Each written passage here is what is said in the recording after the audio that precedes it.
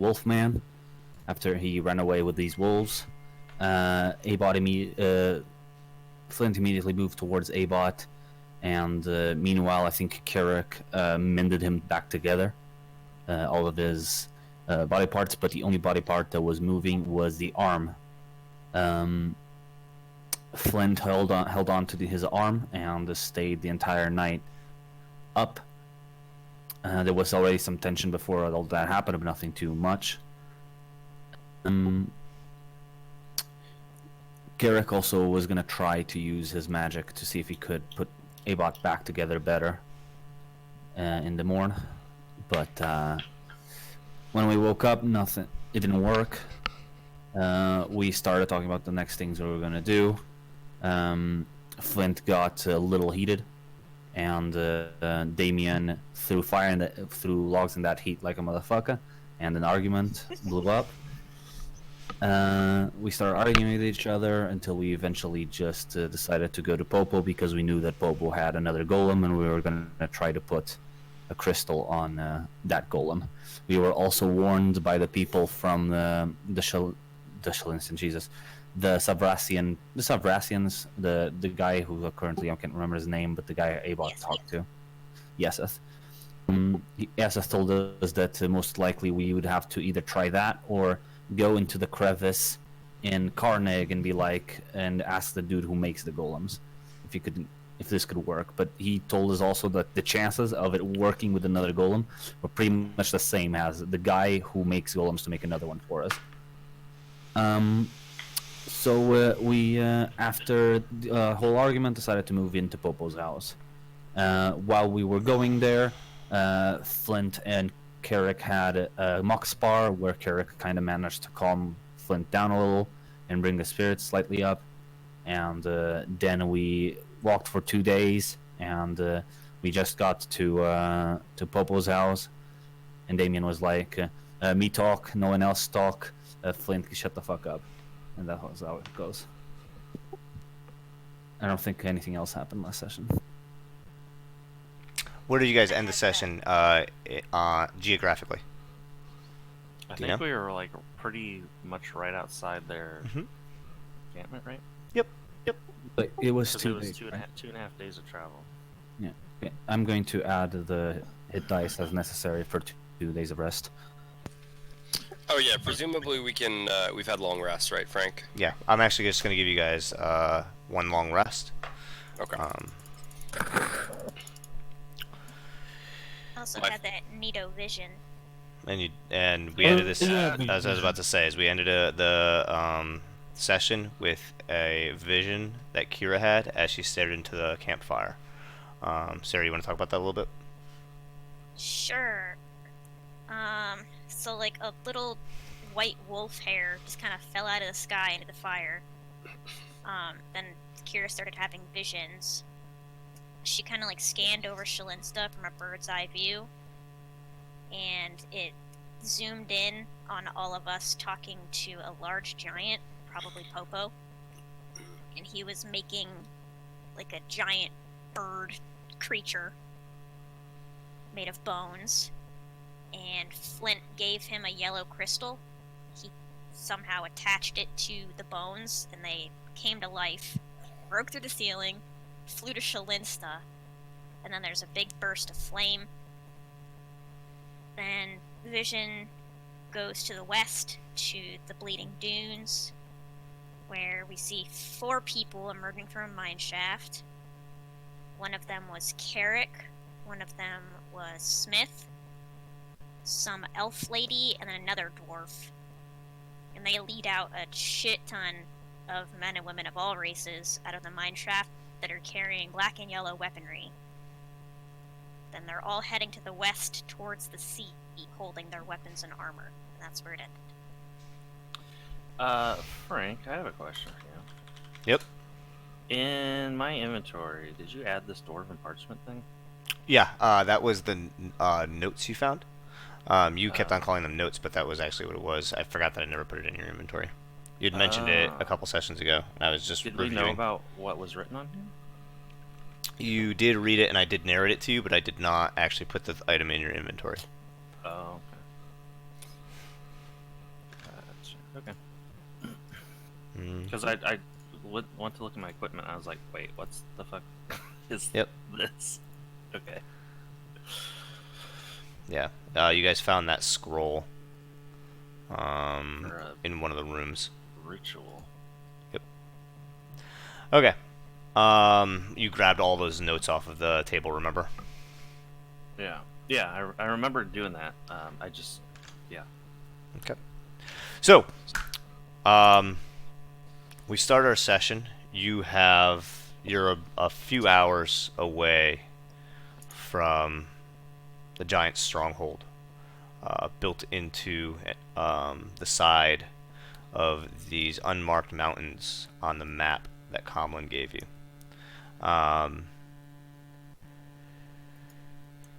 You have both the corpse of the bird you've been calling a corolla. You have Abot's welded back together body, the crystal still within it. Kira has shared with you the details of her vision. And you continue on southeast toward the giant stronghold. I have a question real quick. Yep.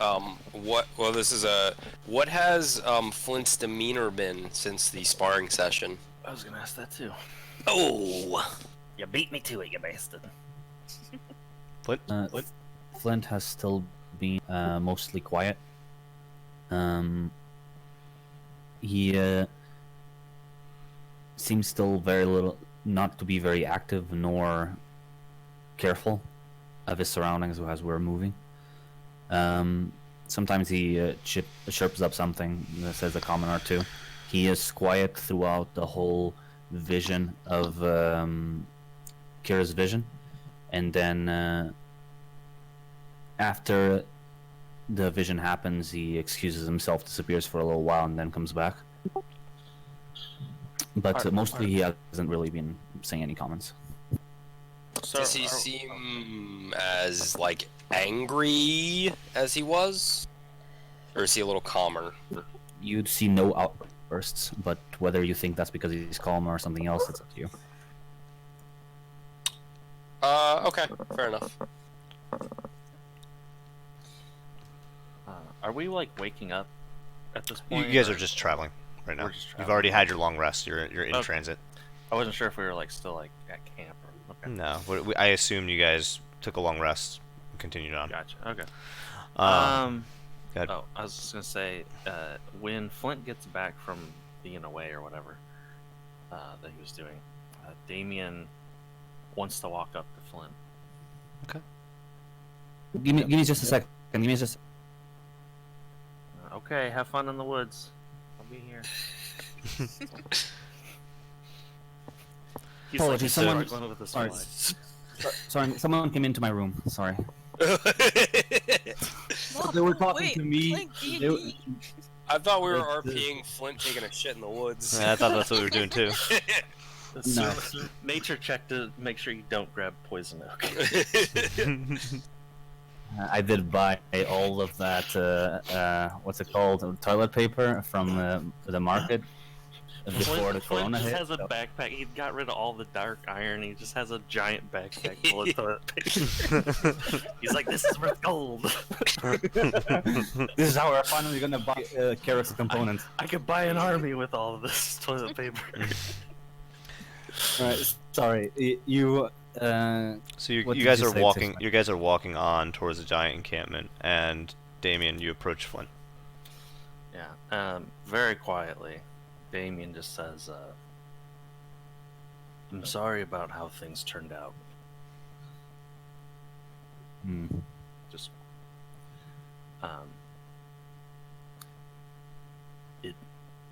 So did I. It might not be much,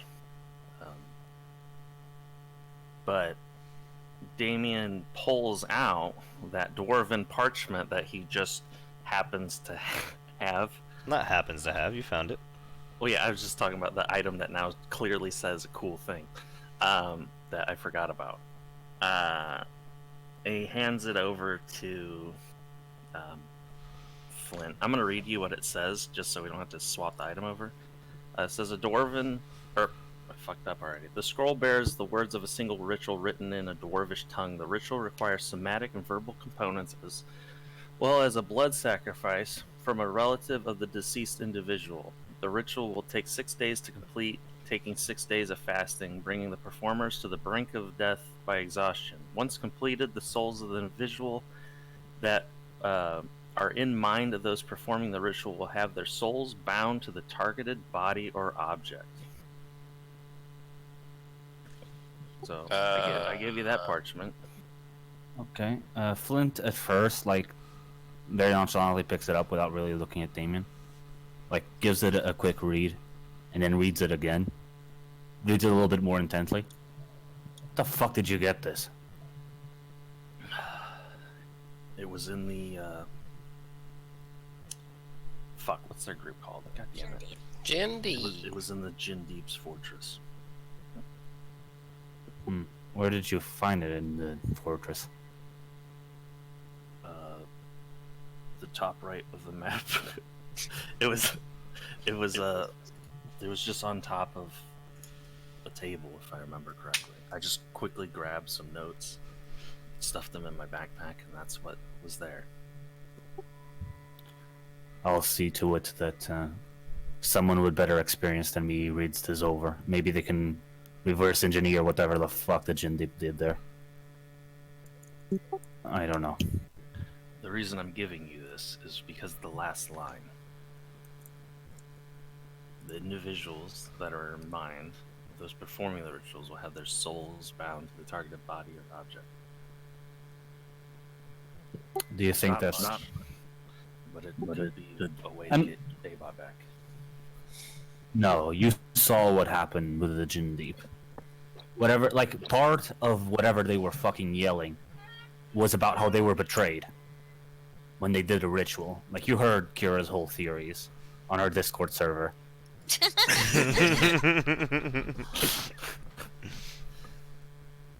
Like I said, it's not much, but I figure if anyone was going to get anything out of it, it would be you.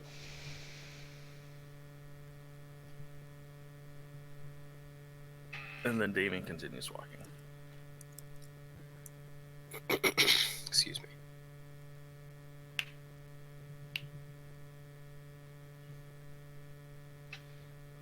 Okay. So, Nuno, did we lose you? I think we lost Nuno.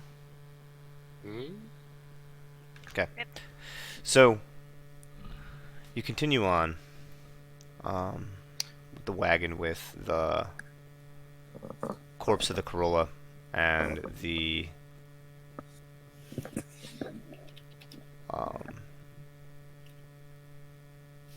welded back together body of Avots. And you continue on walking. Do any of you have any more that you discuss in the last few hours of your trip? I think we would, like, unless you guys want to RP it, I think we would just discuss everything that we had in the campaign chat in regards to what we should talk to Popo about, stuff like that. That's fine. Unless you guys want to RP it. I'm fine with that. I do have a question about my vision. Yeah.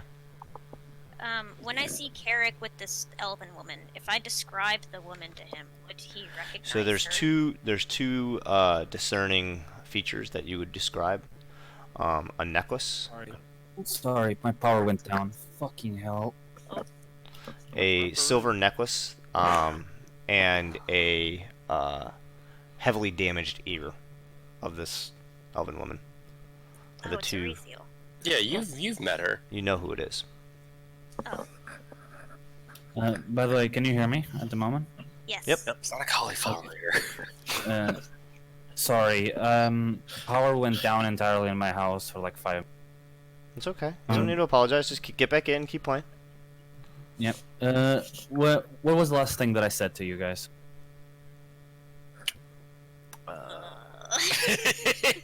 I think I you think and it was Damien just... were just wrapping up. Yeah, I think you were Yeah. done. Yeah, you were talking. And You were talking I about was- Kira's comments into the Discord server, and that And then it they were died betrayed. there. Okay. I said, I was saying, you most likely, whatever this ritual was, it's not what they thought it was. I'm not gonna try this, but I am figuring out who knows about this and how to reverse it. We probably should have had this earlier, given a read. Maybe Abot could have done that. Well, We read it, didn't we? It was at the top of the tower with the Yep. weird Yeah. table with the fire in the middle. I just didn't give Damien the item, but it would. Oh, but you okay. guys already had the conversation about it. Yeah, Damien just says, when we get in there, we know that there's a golem. I'm going to do everything I can to get that golem for you. Very well. But just know, if it comes down to us having to slaughter every one of them to get that golem, I will not do that. I didn't expect you to. I understood very clearly where your priorities lie when we talked. I care about this group, and I care about you. I just want you to know that. I understand. And Damien keeps walking. So you. once once we all get back together, I'll just say, well, for the time being, while Master Abot's out of commission, I can perform some of the same sending that he can, not to the extent that he could, but I don't just get my magic back every hour. If anyone has anything that we think we should send out at the end of the night, just let me know and I can do that. Okay. Understood. Quick question for the group. Does anybody have a spare yellow crystal? I do. Me. Nope. I've got 20 purple crystals though. Yeah, Damien's like, ugh, fresh out of yellow crystals. I got purples though. By the way, at some point, maybe it's a good idea to sell those purple crystals. If we can't make bombs with them, they're valuable, and we need the money. Speaking of making things, excuse me, we still have 2 of those horns. I could make another bow that is magically enhanced / naturally via engineering, and I could also make a horn for Master Damien, unless anyone else has any other suggestions for what to do with the horns. I'm good on bows, so Damien would have to say. I Did my internet die again? No. No. I can No, hear you. you're good. I wouldn't mind a horn. Could you make it playable, as in like notes? If it's a standard horn, that's fine as well. But I smith a lot. Musical instruments is not one of them. If any of you have any experience, maybe you could help me, and we could collaborate. I don't think it would be great without any help. You know me, I am very well versed in all things musical. Yes, Brother Flint the Bard is what I call you. man, if only Damien the Bard was even remotely musically inclined. I mean, we could always hold on to it, and in case we come across anybody that can help me just workshop this. But remember not to show it to the giants. Yeah, Because we then, need to make sure it's hidden. Yeah, it's their pet, right? yeah. Keep the bones, the horns hidden in your secret compartment. Oh, can do.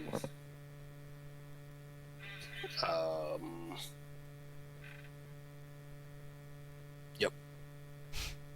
Yep.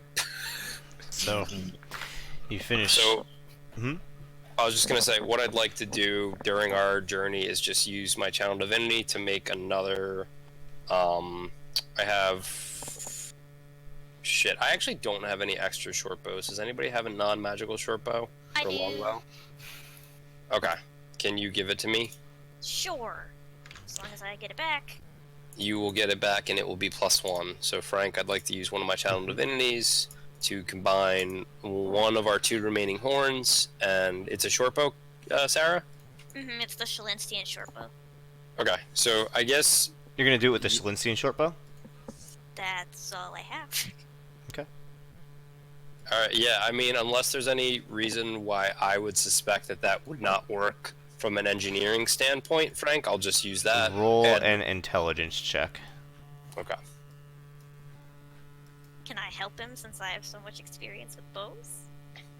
You could inspect it as well. Roll another intelligence check, separate from his, not with advantage. So I have a -1, so that's a 15. I mean, 15's not bad. No. Okay, that's a 7. So the Shalinstian shortbow is a lighter weight bow. Okay.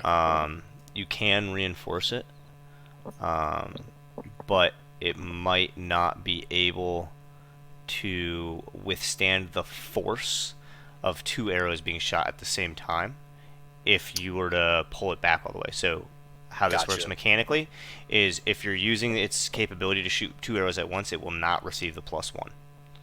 If you're shooting 1 arrow, you'll have the +1. Master Damien, would you like a short bow? I remember you saying that you have very limited range capabilities. Yeah, I mean, do you think it's possible that you could make a very heavy short bow? I'm not accurate, but I got a lot of muscle. I have Gil's Wait a minute. crossbow. I also have a crossbow. Hang on. This Basically, what I'm asking for you is, like, if there's any way you can make a bow that would, like, I don't know, use strength or something. That just takes pure power. Hey, Franklin, I have a question. Yep. Your list of magical shit that I can do via the different metals. I'm specifically looking at forceful. Could I apply forceful to a bow? Yeah, it will have a strength requirement though. Hell yeah. Okay. Dexterity, or is it use strength? It will have a strength requirement. It will still use dexterity. Okay. So for the purposes of what I would like to do is understanding what I know about what Smith told me in regards to using the different metals, as well as my work so far with the bone, as well as my history as a blacksmith working with different weapons, and playing around with this Shalinstian shortbow. What I would like to do is I would like to effectively use the bone as I did previously, but sort of are you familiar? Okay, it's gonna sound weird. Are you familiar with the human spine? Okay, so you have bones, right, that are separated by intervertebral discs that allow for flexibility and mobility. So what I kind of want to do is I want to create effectively a vertebral structure to this bow, so it will allow for extra support and stability via the flexion, but the mobility will be allowed via the use of the wood, acting as effectively like that's like the base, I guess you could say, and then the metal would sort of run around it in thicker parts in some areas to allow for that force, but in thinner areas to allow for the flexibility for excuse me for my breath weapon attack. Cherry Blossom Lager, everybody, to allow for the force production to be able to use the forceful feature. Does that make sense? Yes, it does. Okay, so That's gonna be a dope looking bow if you pull it off, just saying. that is black metal. So I have 50 pounds of black metal, right? Yes, I do. All right. If you need more, have more. Cool. I'll just use what I have. So I have 50 pounds of black metal. I'm gonna try and combine that and the bow and the Shalinstian short bow, Frank, in a channel divinity. So you're doing this. You're doing this with the Shalinstian short bow, or are you doing this with a crossbow? With the Damien, you're proficient in short bows, correct? Hey, why are you taking away my short bow? I use that. Don't you just use the longbow? Sometimes I use the short bow for against a bunch of enemies with low AC, because then I can use a double attack. Alright, hang on. Does anybody else have a short bow? I have a crossbow. I'm Let me proficient check. with all weapons, just so you know. I'm sorry. Because I'm proficient with all martial and simple weapons. So. Alright. I have a single short bow I can lend you. Well, you would not lend it, I would take it. You would take Is that it then. okay? Yes, I have hand axes. Alright, I so give then... you the short. Okay, so Frank, it would be a regular short bow, everything else as I described. Okay. Roll a blacksmithing check. Okay, that is Can I 20 inspire plus... Does inspiration work with tool checks? Ability checks. It says ability checks, attack rolls, and force saving throws. So is a tool check an ability check? I Or don't is know. it a skill check? I think that's a skill check. Hmm. I don't know. Is That. an ability check of... Alright, I'll just roll the 20 and let's see what happens. Historically, my rolls have been shit for this. Yeah, they have. Okay, 11, and then what is my smithing, my wisdom modifier, Frank? It's your proficiency. You add your proficiency bonus. Okay, plus 4, so that's a spicy 15. That passes. Ooh, spicy. So you sit down and using your channel divinity and kind of orchestrating and pushing your magic in specific areas to form this bow. You create, because you're using the bone, black metal, and a short bow, correct? Correct, yes. Okay. So I'll put this in your inventory. It is going to be a forceful +1 short bow. Could you just put it in Damien's, just because I'm Yep. going to give it straight to him? Thank you. And then I So removed the this- short bow from. So this is your now your 5th time crafting using these attributes and using your channel divinity, Carrick. Mm-hmm. You now have expertise in blacksmithing. Ooh. Hot damn. on, Specifically wait a minute. using your channel divinity. Gotcha. So you will have an expertise modifier on channel divinity blacksmithing checks. Gotcha. That's Wait, hang on.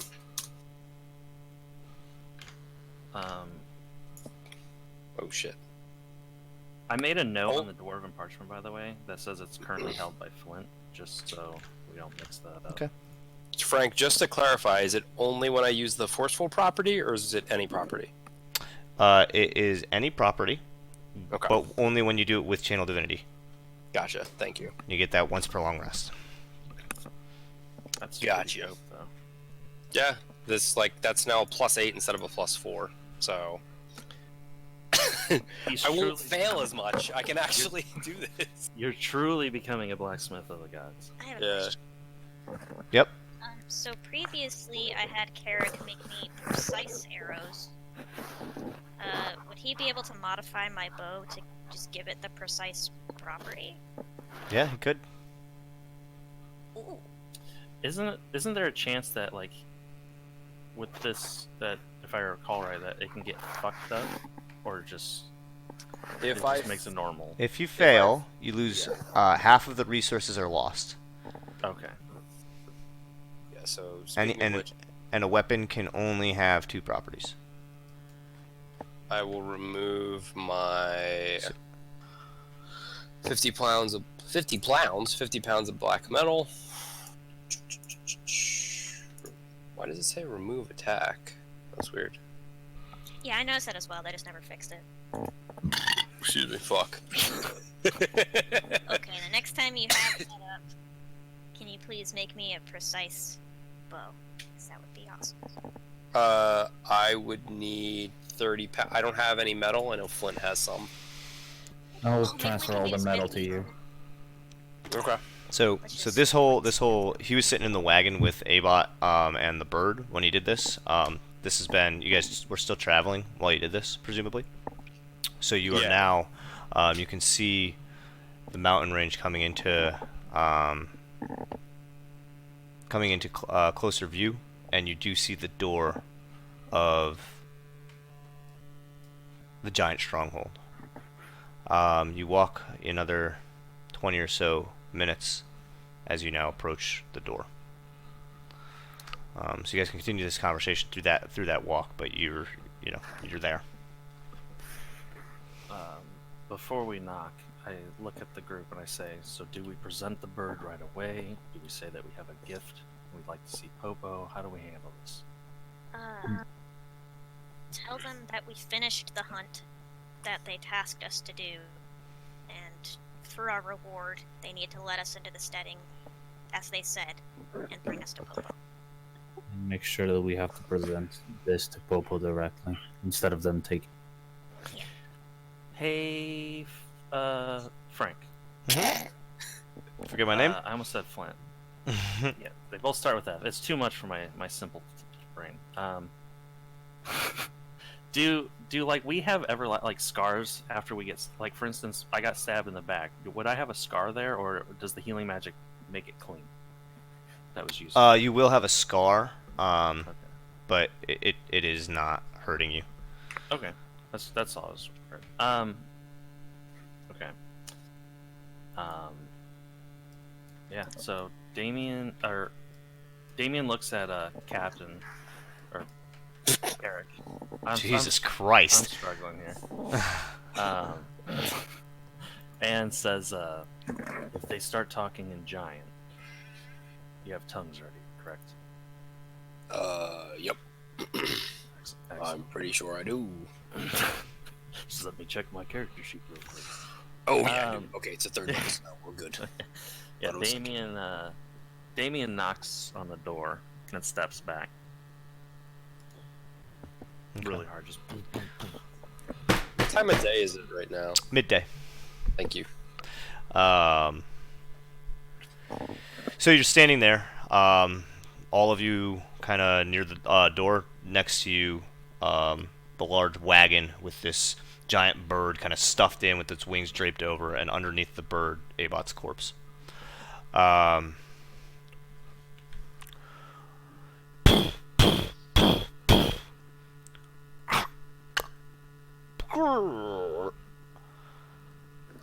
This giant opens the door, looking down on you. Doesn't say anything at first, scans all of you, and then scans this huge bird kind of being dragged haphazardly. I With think the my wagon. tarp would have been on top of it. But the wings would be hanging out, right? Like this thing Okay. is, again, it's considered It's huge. giant. So, Okay. it's almost it's about, the wingspan is bigger than the giant himself. And he looks at it and looks at you, and a little bit of a smirk. Is Looks this- out past you and behind you, and he says, "It seems you've bested our friend. The gatekeepers have said to expect you, or him, or no one. It's been all the talk of home." Really? So word got around about our hunt. Smiles at you. A good competition. A good trial. Can I discern if this is the same giant that? Yeah, it is not the same giant. It's okay. So it's just word has gotten around enough that this guy knows what's up, but it's not him. Okay. Yep. Excellent. Yes, we bring the hunt successfully. How are you doing? We are well.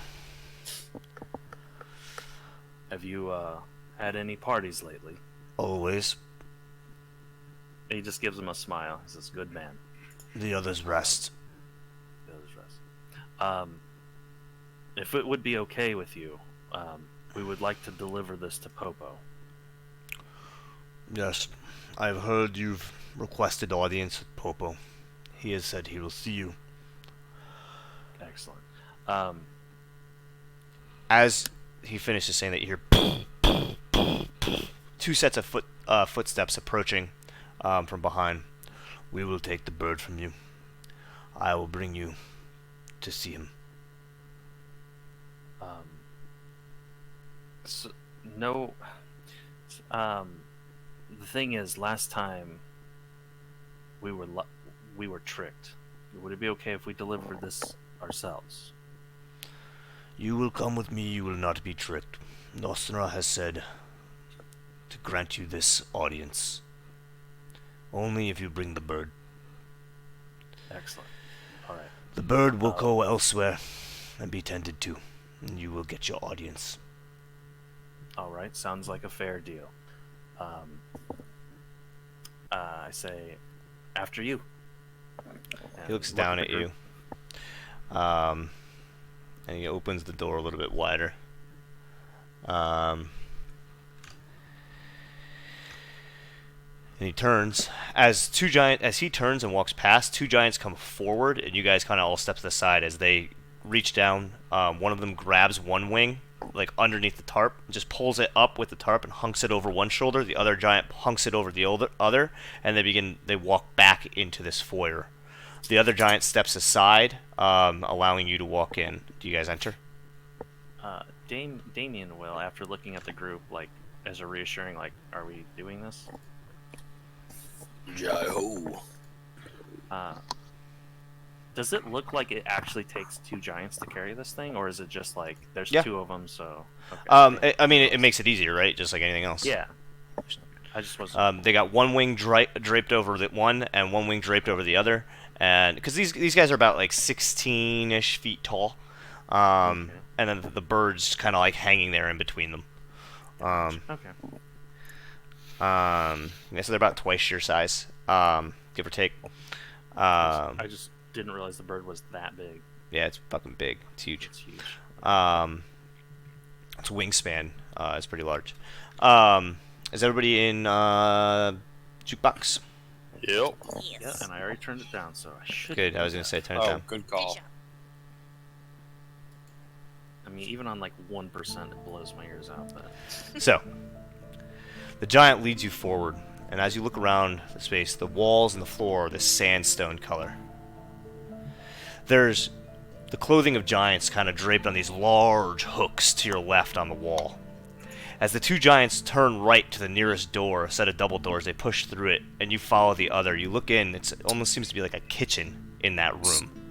Real quick, what material is all of this furniture slash? Wooden. Everything is okay. large pieces of wood and stone. Thank you. It's some kind of sandstone. Doesn't seem to be anything too valuable. Gotcha. There's these, again, a row of hooks to the left. You continue to walk. You pass that double door and you look in, and there's a large kitchen with a big block. It looks like something's recently cut up, blood kind of dripping off of it, and just like a hunk of meat on one side. The two giants walk in, and it looks like they're preparing to throw this bird up on top of it as the doors swing shut. The giant gets to another door at the far end of the room, looking to you and gestures you to come along. Do you follow? yeah, as we're doing this though, I saddle up next to fuck Carrick. Jesus Christ. I almost said everyone's name but Carrick. And I whisper to him quietly. I say, "Can you allow me to speak, giant? I don't want them to know that I can hear them. But if they try to whisper secrets, I want to be able to hear." Excuse me.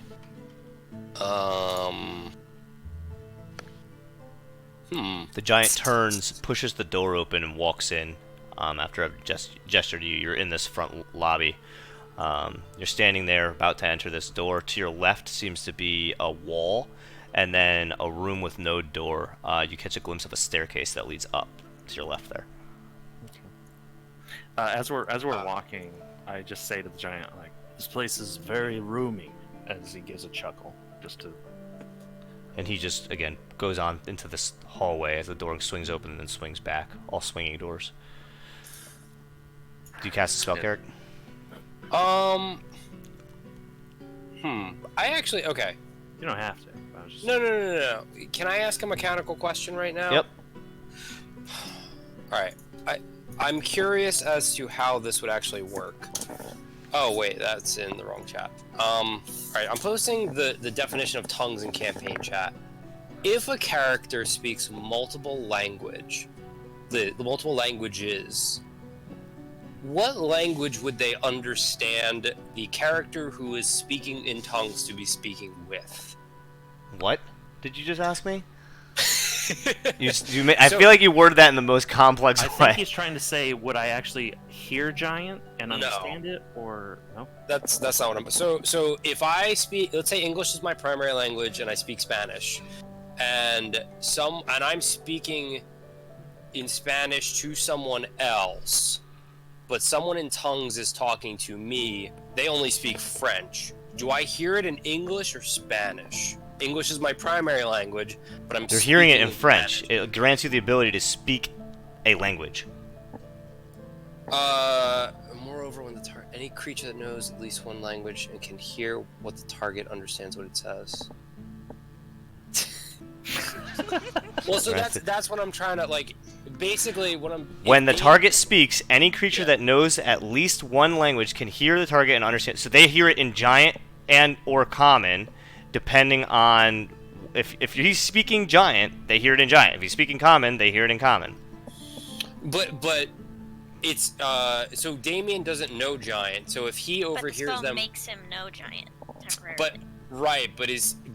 Damien, he understands giant, but they just understand what he says innately. Yes. Essentially, they'll hear common, and in their head, they'll know what it means. But it doesn't change what they hear.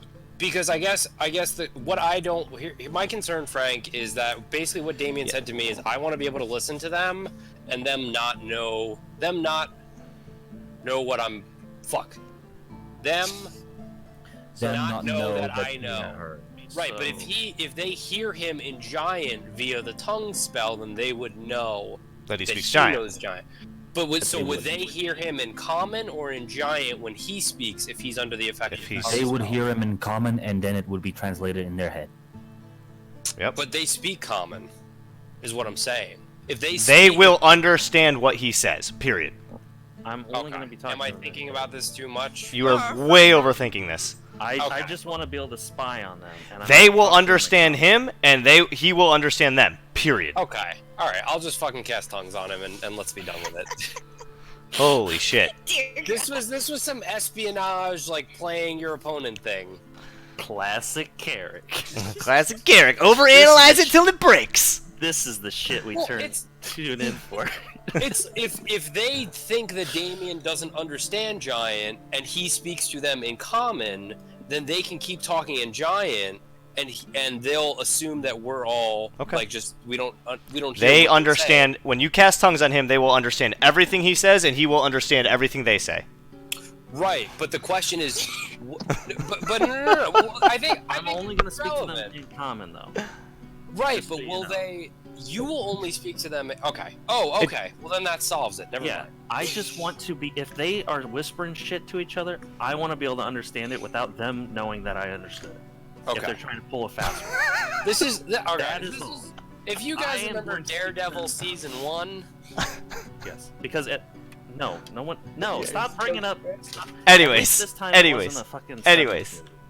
But do you cast a spell or not? Yes. Okay.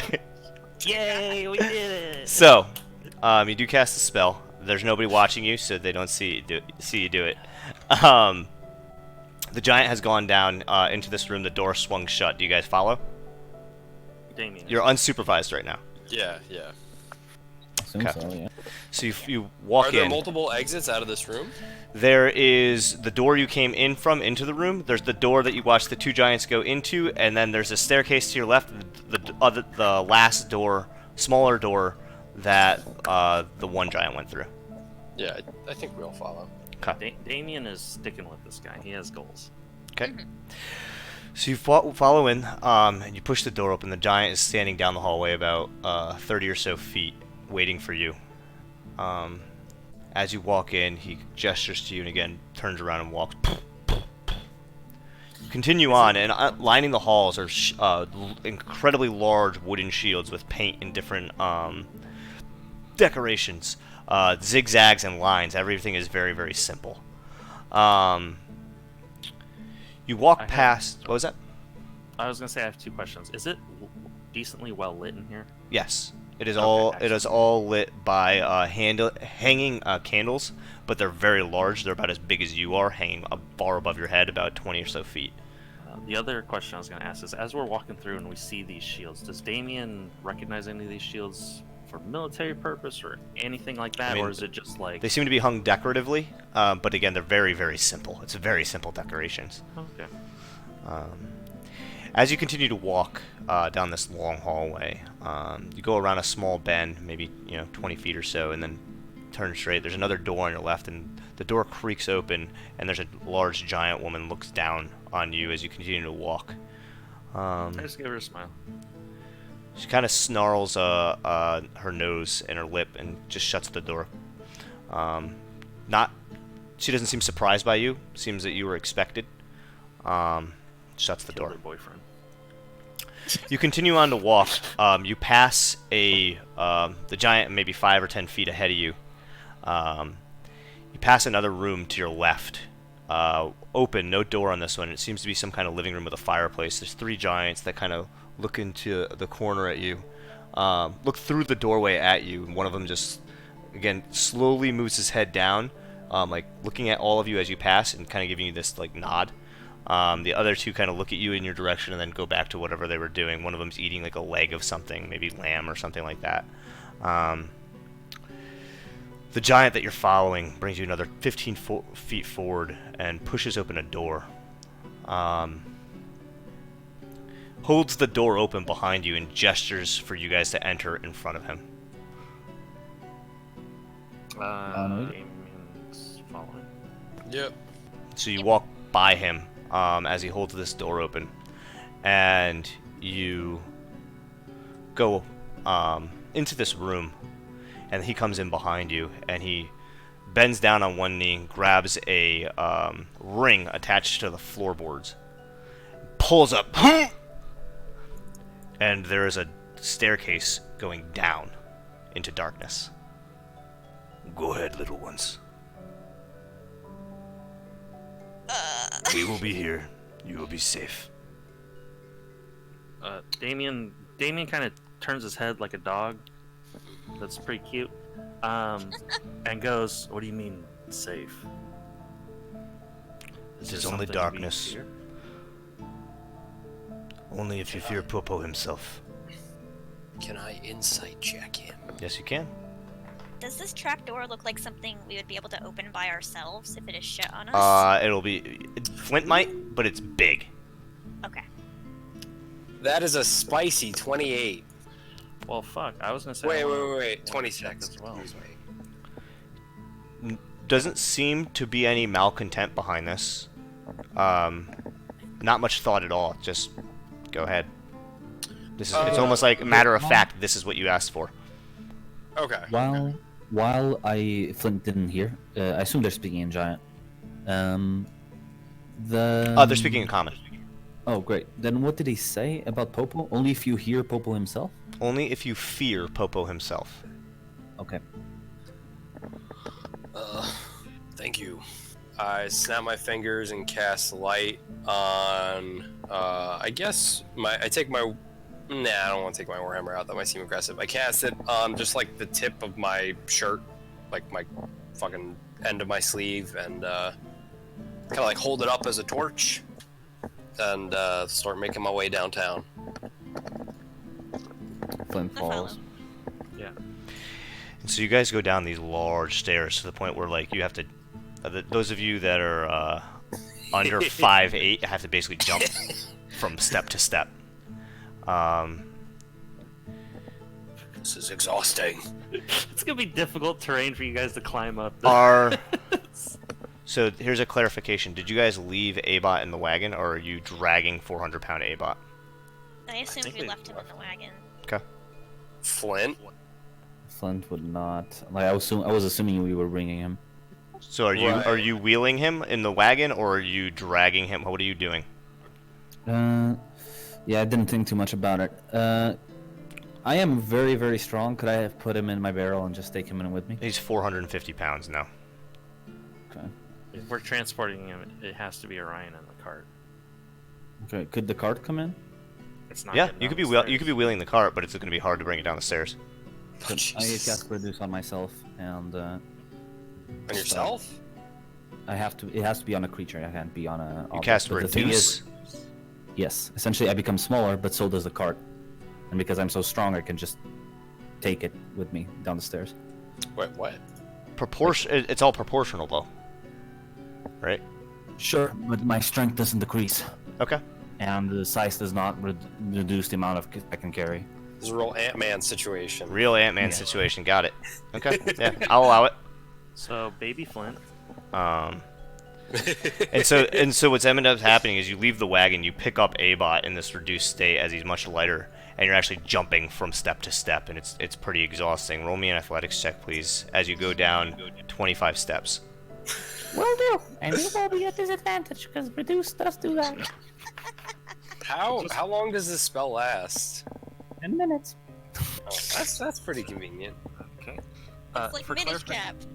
for clarification, where would Orion be? Because obviously. I assume you left him outside. Okay, just making sure. Okay.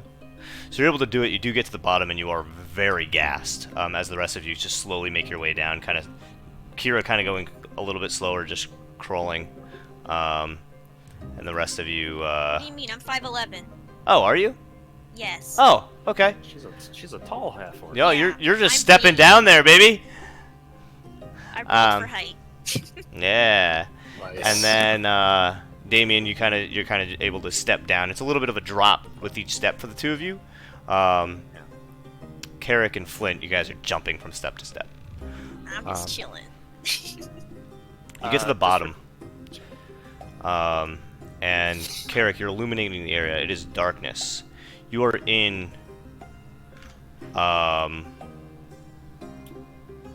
what seems to be a cave system.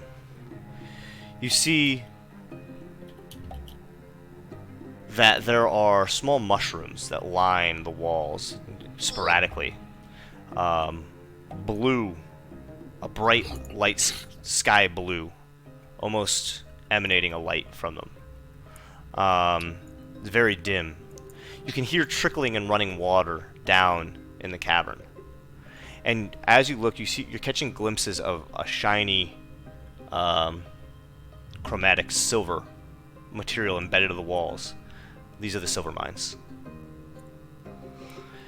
Anybody know what those mushrooms are?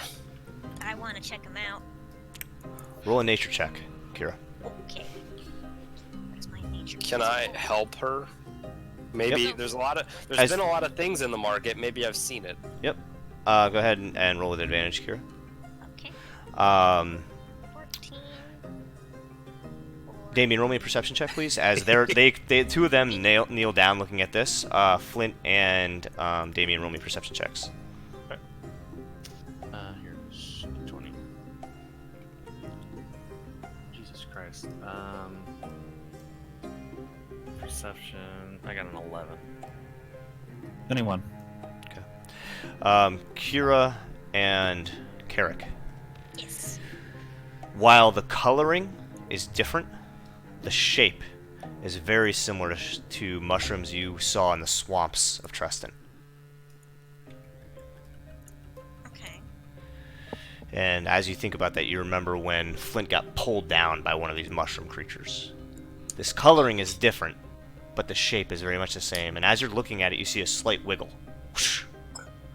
And a little bit of powder falls. And again, it's very tiny mushrooms. They're not big at all. While the cavern around you is big, these mushrooms that are growing are the size of your palm at best. And this powder falls to the ground. Are there a lot of them? Like Yeah, a just dozen? sporadically everywhere in the cavern ahead of you. Okay. The cavern stretches about 60 or so feet ahead of you. Again, just illuminated by these bluish purple mushrooms. Could they do they fit in the palm of the hand? Yep, the head of the mushroom does. Yeah, very tiny. All right. You could avoid them. Like and the powder that you saw kind of fall off is just very, very small, and it's not like there's any like cloud or anything around it. Don't pick those. We'll ask Well- Popo about them on our way back. All right, fine. I was kind of excited here. Do you remember the last time we fucked around with mushrooms? Look, these are small mushrooms. They look friendly. Last time they were all connected. Even when we just messed with the one, they all popped up. Do you see Flint, how many very small as she's saying mushrooms this, are and you're kind of scanning the caverns, you see that along the top there are roots and vines on the roof of this cavern, and it seems to be they're just slowly shifting and almost like moving back towards deeper into the cavern.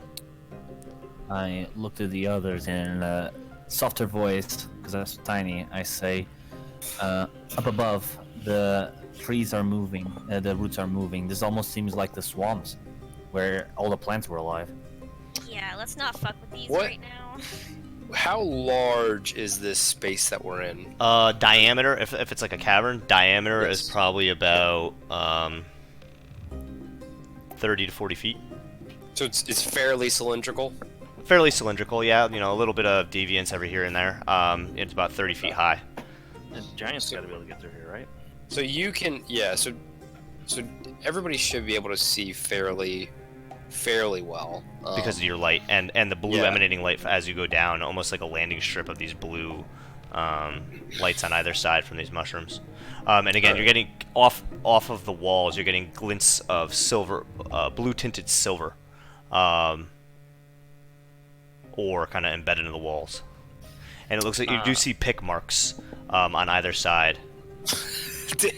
Hey, Master Damien, why don't you put your hand on that, see what happens?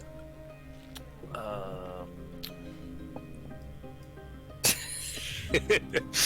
it's. I'm just kidding. Tough as a I joke. mean, I'm kind of not kidding, but maybe You're I'm wanting me to put it on what? The silver. the silver. On the silver? I mean, I'm kind of kidding. You, because of Beast Man. Yeah, no, I'm not going to. Damien, however, does want to pull out a vial from his one of 2 alchemy kits he's carrying around. The powder that is falling off of these mushrooms, can he collect it in that vial? Yeah, so you lean down and you see again the mushroom gives a little bit of a wiggle as you draw close, and this powder falls off of it. You stick your hand under there, and as the powder Well, falls on actually, your hand, I was hoping to what was that? catch it on my sword, and then just like kind of like. Okay. Yeah, 'cause I don't no, you want to can do touch that. it. I don't know what it is. Okay. Roll dexterity check. Hell yeah! You have a dagger, you could probably use that instead. It'd be easier than trying to finagle a sword. It's a short sword. 10 plus 0. I'm super average. So you're able to get a little bit of it. A little bit of powder falls off of the thing, but you get a tiny, tiny, tiny little bit into your vial. Okay. And so you look up and you see again those shifting roots. Does Damien. it look like they're moving away from Carrick's light? Yes. Gotcha. Damien, as you kind of take that knee and scoop that up, you hear what you seem to think it is like a faint, heavy breathing down, echoing from the cavern as you kind of lean in.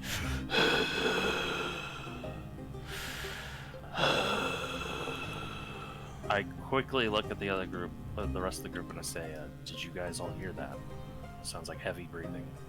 As you guys all look up from the respective things that you're noticing, you do all catch that. Popo's taking a nap. Damien looks at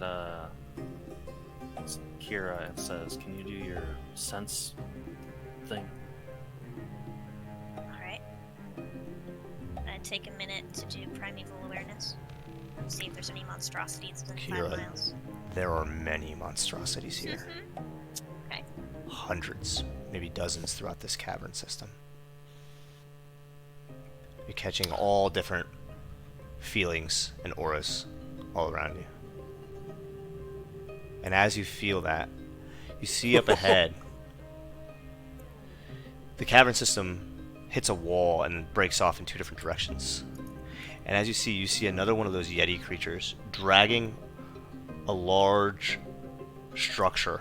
You're not quite sure what it is, from right to left.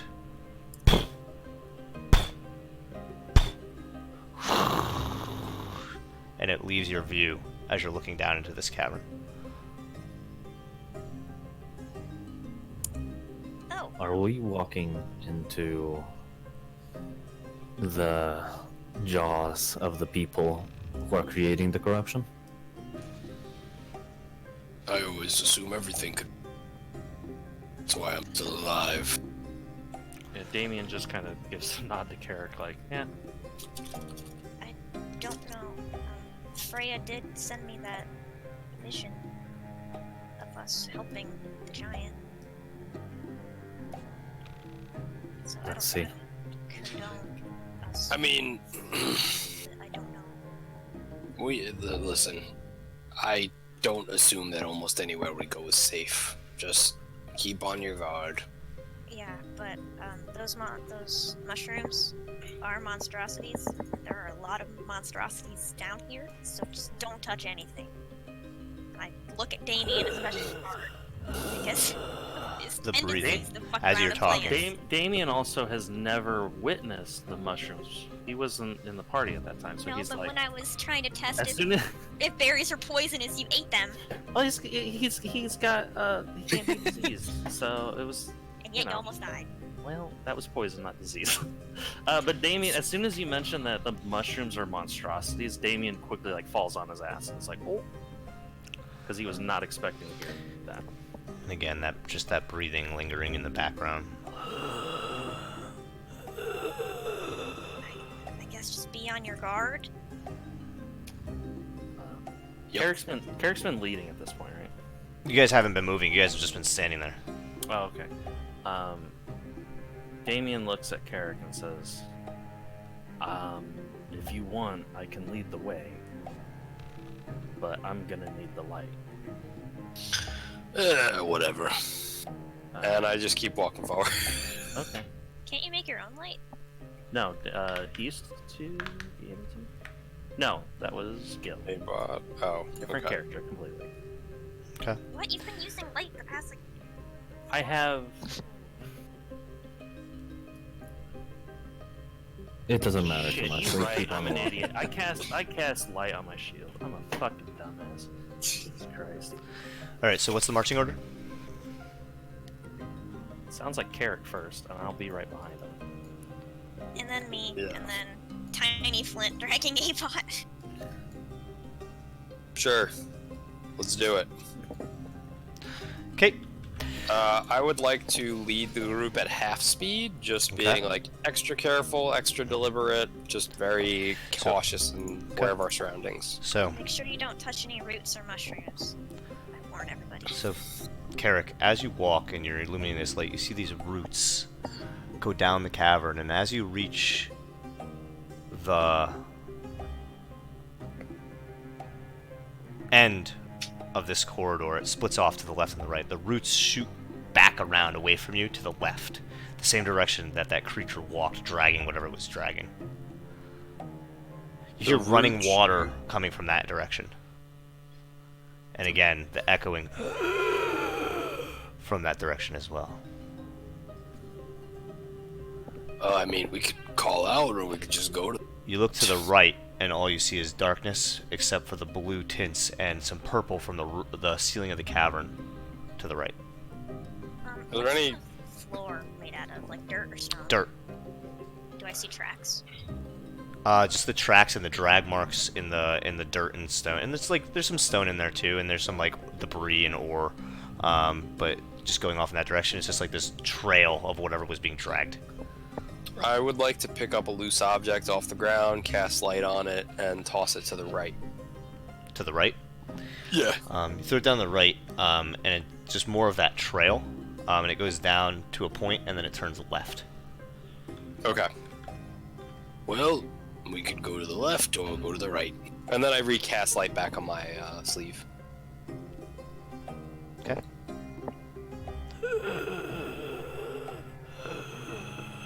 Is Can we that sound tell- coming from the left or the Yep, right? the left. It's the same direction that the roots retracted to. I mean, I don't know. I vote left. I vote left. I do too. Jamie, Left it is. And we keep moving. yeah, You Jamie, continue to Jamie walk. just speaks. Oh, sorry. Yep. You continue to walk. Are you saying something, Damien? I was just gonna say, as long as we stick together and work together, we'll be fine. May continues to walk. You continue to walk on. Carrick, you see it first. Out in the darkness ahead of you, beyond the light. Two sets, yet large yellow eyes from above you, looking down, almost blocking the way, as then they begin to part and come to either side of the corridor.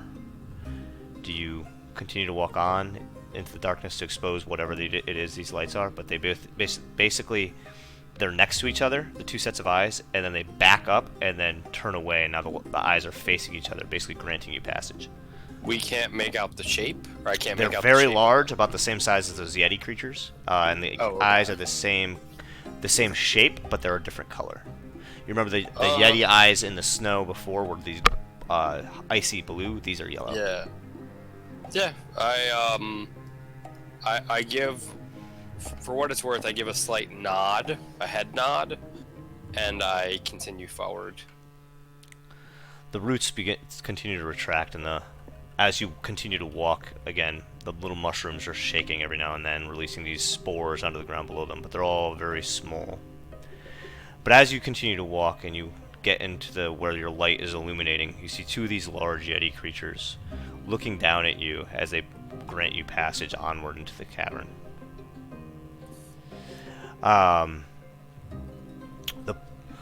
Above you, you see that there's now more mushrooms getting larger and larger and emanating a purple glow from the roof as the roots again continue to move backward. The breathing getting louder.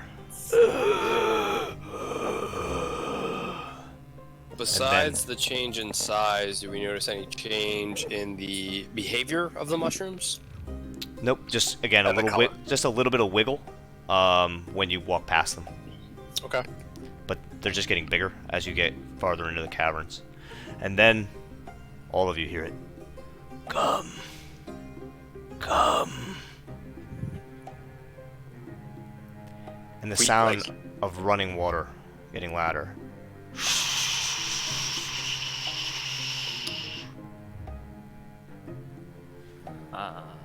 Just to clarify, we don't hear this telepathically. We Nope, just like you heard it okay, echoing it says- through the cavern.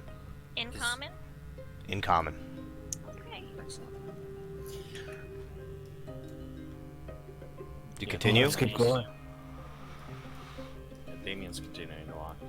Carrick? Yeah, I'm going forward. You continue to walk and it gets louder. You round another corner and that's when you see it. A large, almost circular room that you come into. Is it lit? It is lit very well. Jesus Christ. I'm sorry. In the center of the space, a bone structure. Bones laid out in a large shape. And that's the first thing you see, and it's well lit. There's these blue and purple mushrooms all around it. The whole area is lit with this almost purple-blue neon color. And as you come into this space, Flint, your reduce wears off. And you look out in front of you. There are 4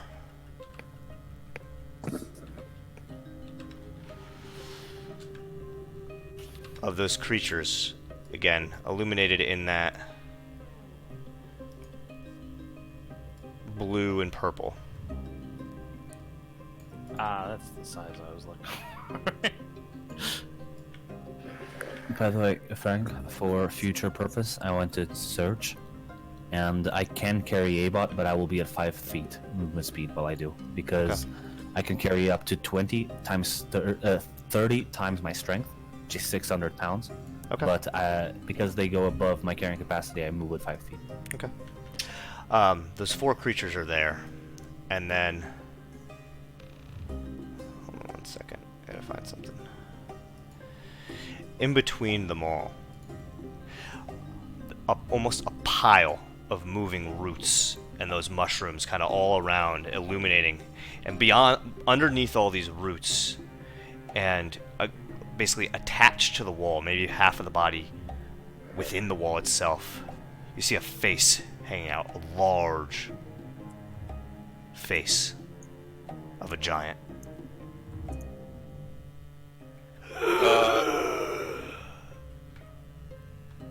So, are you okay? So all we see are roots and then a face outside, like we can see from the roots. We can't see any other Up distinguishing against this features. wall right here, you see the face, and then you see one arm hanging out, and the rest of the body is covered by moving roots. And you're not sure if the body is underneath the roots, in between the wall, or in the wall itself.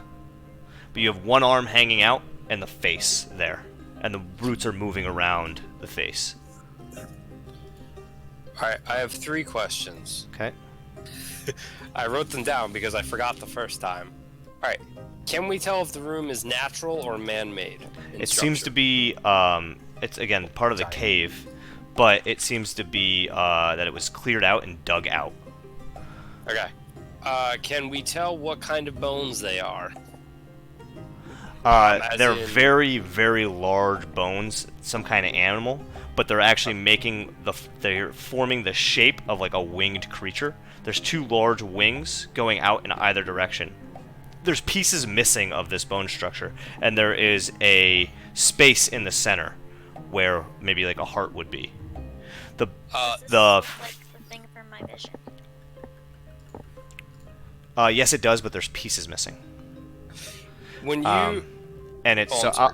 I'll try to draw it a little bit better for you. I just was going to try and represent it as a box, but I see you have a lot of questions. So You're good. Well, just I think you actually answered the third one. I guess I was like we've seen like magical incantations and runes and shit. This doesn't look like it. So I obviously typed that out before you fucking spelled it or said it.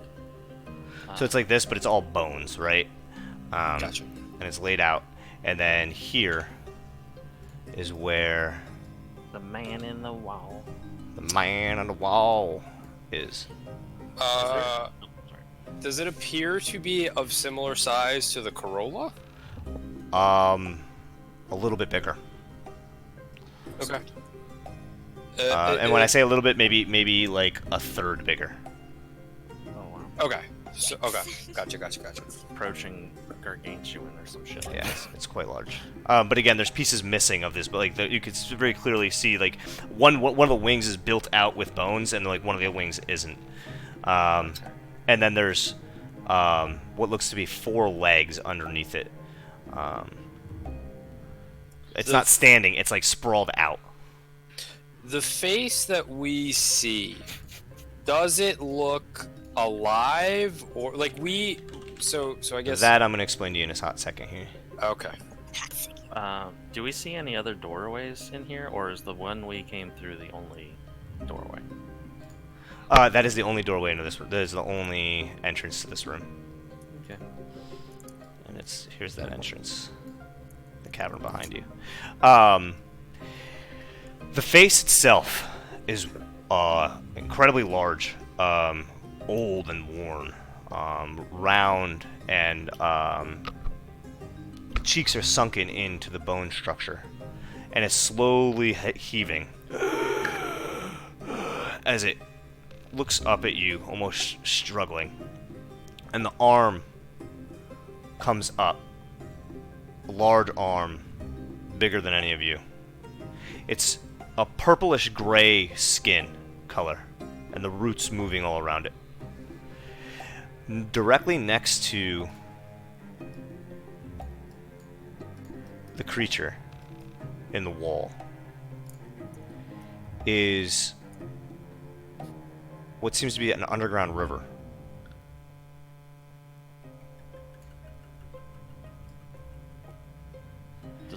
look different at all?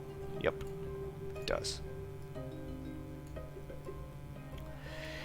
The water is a purple, greenish, grayish, murky color. And it flows from where you're standing towards this. Before it reaches the vicinity of this creature covered in vine and this face, it's blue and clear. You see that there are, as you kind of look between the creature and the wall and the river, you see that there's actually a leg sticking out. Its leg is covered in almost like the mushrooms, barnacles, and vines kind of twisting up at the leg and then covering into the wall. And the foot of that leg lingers, just barely drifting and touching the water. And from that point, more away from you, the water is that purple, gray, green.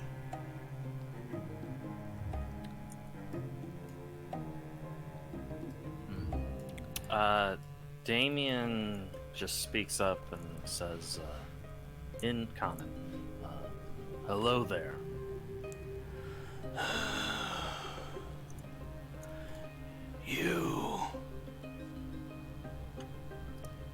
You are the ones who promised to complete my oracle. I understand you have asked for my audience. I am Papyrus.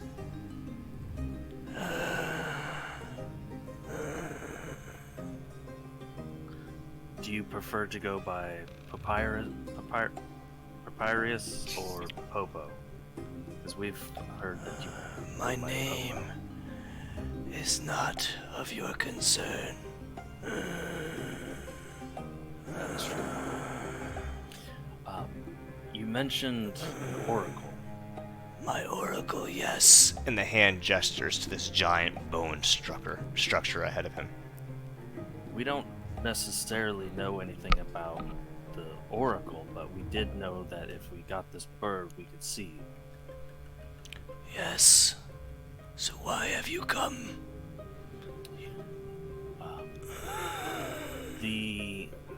There's a few reasons. We hear that you are not a fan of the Shalinstians. No. Is this true? The Shalinstians have made the giants afraid. They have driven us away to the south. The Oracle will redeem the giants. I have good news for you then. We also are enemies of the Shalinstians. Yes. We also know of other people who want to see the Shalinstians' downfall.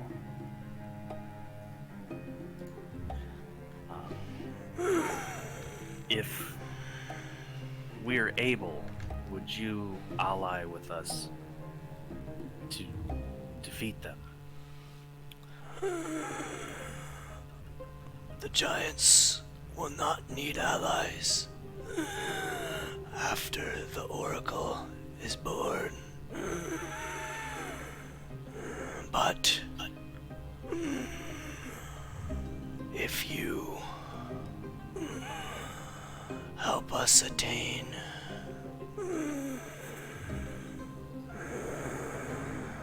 what we need, then you will be giantkin and welcome in our home as you are. What is it that you need? Only what you have already granted. And the head lifts and attempts a smile. Does that as make you us hear an oracle? behind you. They're bringing the Corolla.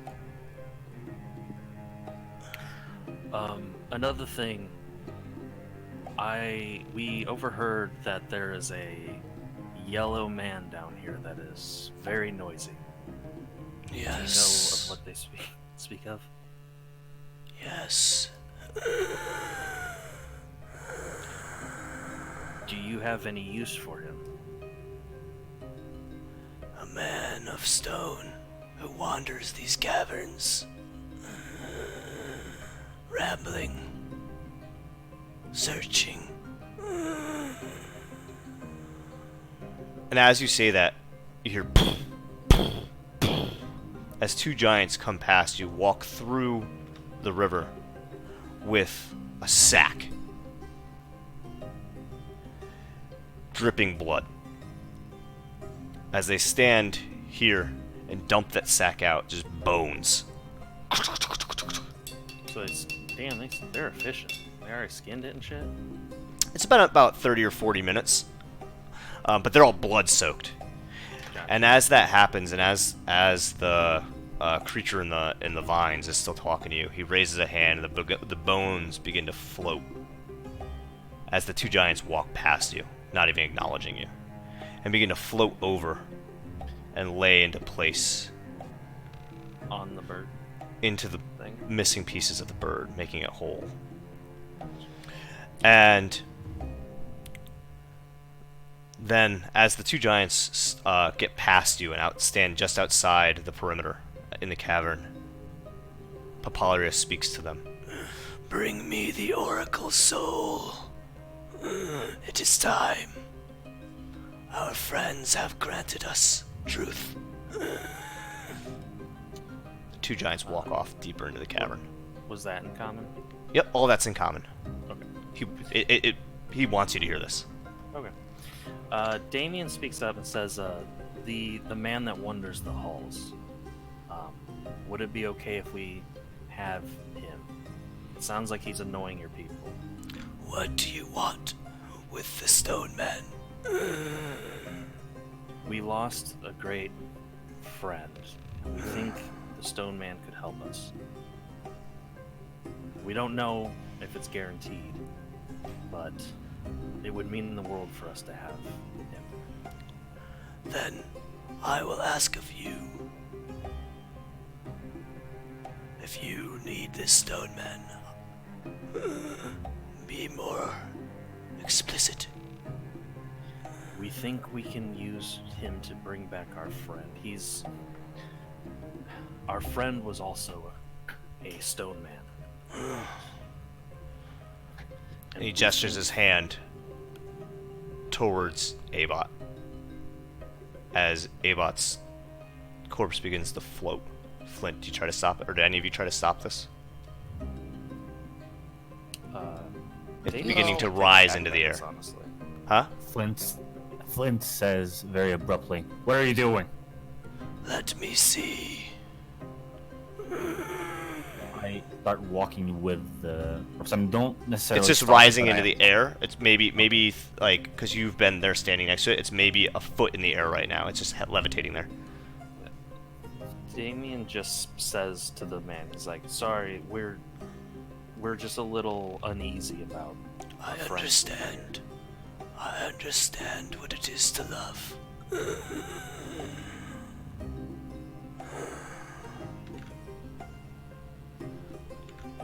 I too will lose something dear to me soon.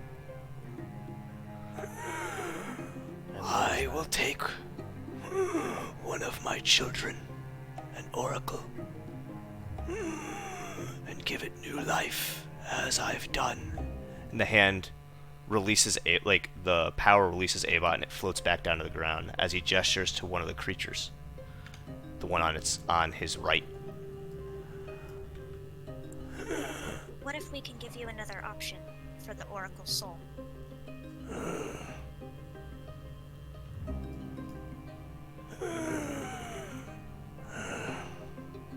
I do not know that you know what you offer, child. I will take my child, my oracle, and impregnate this husk with its soul. Bring it to life, and my oracle will redeem the giants. Would you listen to our offer if it meant saving your child's life? Speak. Damien looks at Kira and just gives her a nod and kind of a show him gesture. Flint, can I have the crystal? Oh, I thought you had my bad. Out of character. Could you guys explain to me what he has been saying? Because He's going to put, I guess, one of his kids' souls in this bird to give it life, and we're trying to possibly offer the yellow crystal in place of it. I look to Kira and I take the yellow crystal from my pocket and I give it to her, put it in her hand. I give him a nod, and then I hold it out, cupped in my hand, towards the guy so that he can see it. Damien, You have a conduit. Then you know of the powers and of soul transference. We don't know everything. if you could shed light on it, we would be most grateful. Yes. Is there a soul within that stone? It is. There is. This one was removed. Yes. From something with life. A stone man. Yes. Most aren't sentient. Have thoughts of their own. This one in particular did. He was a person no more, no less than you and I. By the way, this crystal is not of the Abot's crystal. This is... No, it's the other one that we Okay. eat the fuck out of, right? No, this one was a yellow crystal found in the mines. But we know that the yellow crystals give sentience to robots while the purple ones don't. Okay. Thought it was the one that we that got corrupted and we had to disassemble, whatever. Yes. The citrine stones can be infused with a soul. Are these the citrine stones? That I is a citrine stone. I have learned of soul transference from a man long ago. A man came here and asked much of the giants. A man named Yuri. He taught me and the others how to transfer soul to citrine, and citrine to turn beast to warrior. As he gestures to, again, the Yeti creatures. Are the citrine stones without a soul the purple ones? Yes. I've learned that I can transfer the sentience and the soul into the creatures that we bring to life. The man, an orc, much like you. Shards of blue embedded in his chest and shoulders. I have all that covered up, so he just No, knows. he said orc, much like you, pointing at Kira. Oh, okay. My misunderstanding. Spoke of a world in the time ahead, free of pain, strife, ignorance of gods, and corruption of those hungry for power. He spoke of a fire that would shake the world, and ancients whose battle on this plane would tear the gods asunder.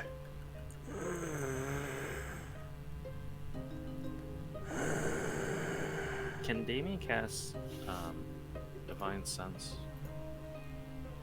Yeah. Was that orc's name Malakanu? No. As I said, Yuri. Oh, same person. The Divine Sense doesn't have any components, right? Oh, sorry. boy told me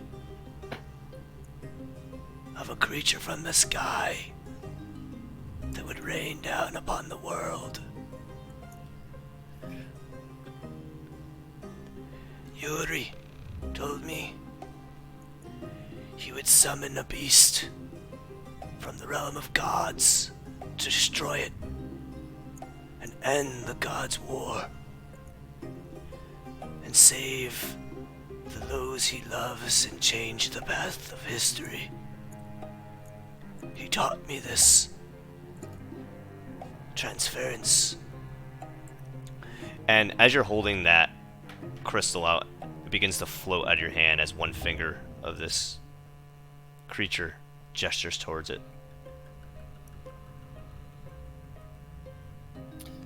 Do you know the soul that lives here? No. Do you trust it? I look at Flint since he's the one that found it. We've not ever talked to the soul within there. Then I will remove it and replace it with a soul I trust. Excuse me, sir.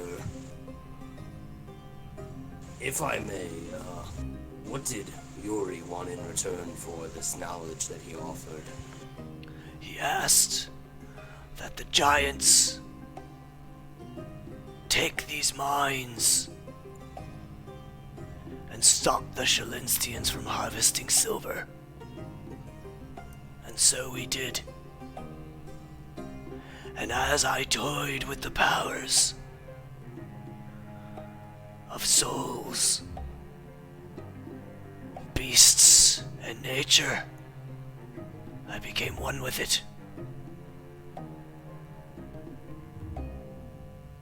Is that why you are in this current state that you are? Yes.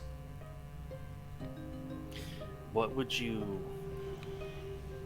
like to see come of the world? Destruction? Or something else? I know nothing of the world. Only that my people will rise to glory again as I pass and become one with this stone and these trees that live above me. I have a question as well. The last name of the man named Yuri, it wouldn't happen to be Newton, would it? I do not know. A young man, orcish blood, shards of blue in his chest and shoulders, proud to bear it. How long ago was this? 3 years.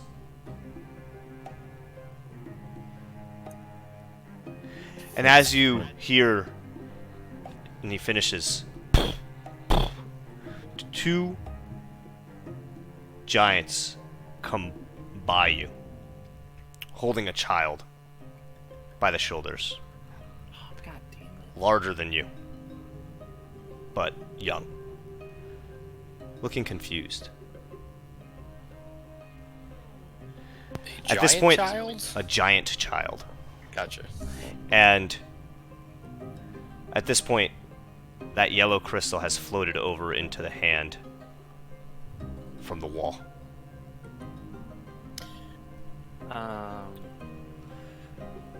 Damien. I will only use the soul. A soul that I trust. Your stone man. Where is his soul? Still inside him. Very well. Sir, if you don't mind me asking, what is it that you hope to accomplish with this bird? I know you've sort of said generally, but more immediately. It will burn Solinsta and rid the scum from this land. My people will spread out and live in prosperity under the guidance of our oracle. Have you, The child is looking at this big bone structure as it's escorted across. It's looking at the Yetis wide-eyed. Sir, if I may, you've said that you have not had much experience with the world, and yet you said you want to defeat the Shalinstians. Do you know your foe? I will not defeat the Shalinstians. I will drive them from this land. And the oracle will protect us from their resurgence. The Shalinstians are very powerful. I understand that you have defeated the ones in this mine, but there are some very, very powerful individuals that possess magic that is beyond our comprehension. Yes. And that is why I needed the bones of Corolla. Damien speaks up and says, "So, you plan on setting them ablaze, correct? Yes. Are you willing to sacrifice the innocent in the process? Yes. Because there will be many who fall, who want to see Celestia fall just as much as any of us. They have made their choice in home.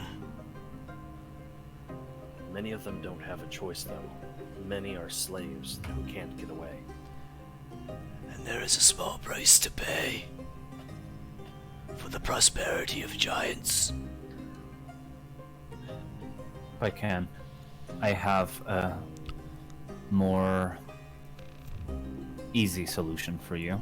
It will still use the same methods, but the fact of the matter is that while this is their choice of home, the Shalinstians are insanely numerous, and they control the seas. They need to be split apart or they will again convene on you.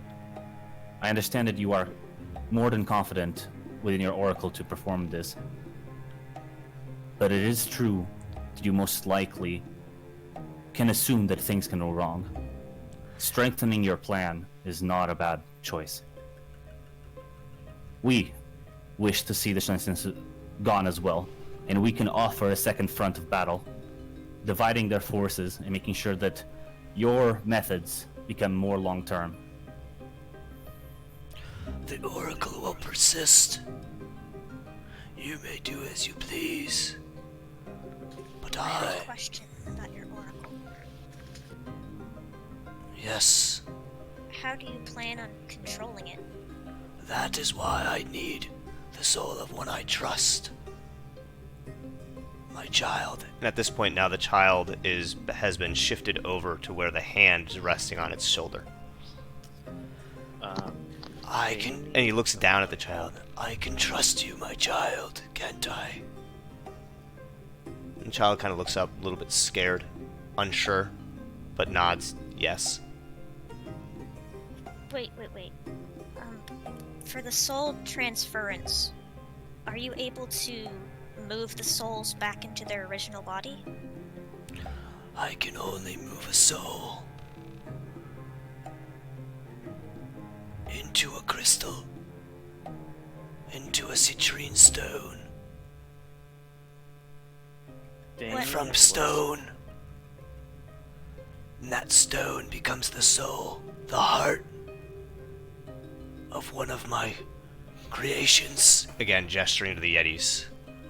Sarah, What or about- Kira, roll an insight check there. Okay. Yeah, I'm also, I Yep. don't know what your perspective was, but I'm also wondering what those were, based on what he said. Yep. I mean, I yeah, can roll an roll an insight? insight. Roll an insight. Oh god. I feel like I kind of already know, but Oh, but he super knows. Yeah. it's a 29. So, Wait. Carrick, you pick up on this. He's been infusing the souls of his children to create these Yetis.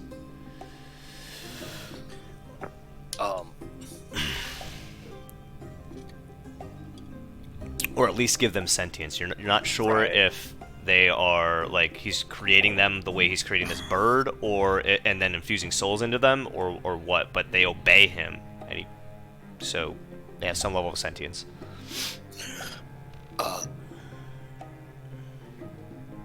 I wonder, whether you do this to that child now or 10 minutes from now. In the grand scheme of things, it doesn't make a difference, right? The only way. Bring me a soul that you trust, and I will use that instead. Will you give us time to get the soul? I will not. This is your opportunity. Hang on. I have, do you think that do you believe that this bird will protect you from the Shalinstians until the end of time? This bird will give the giants a foothold. This creature, my oracle, will defend us as long as it can.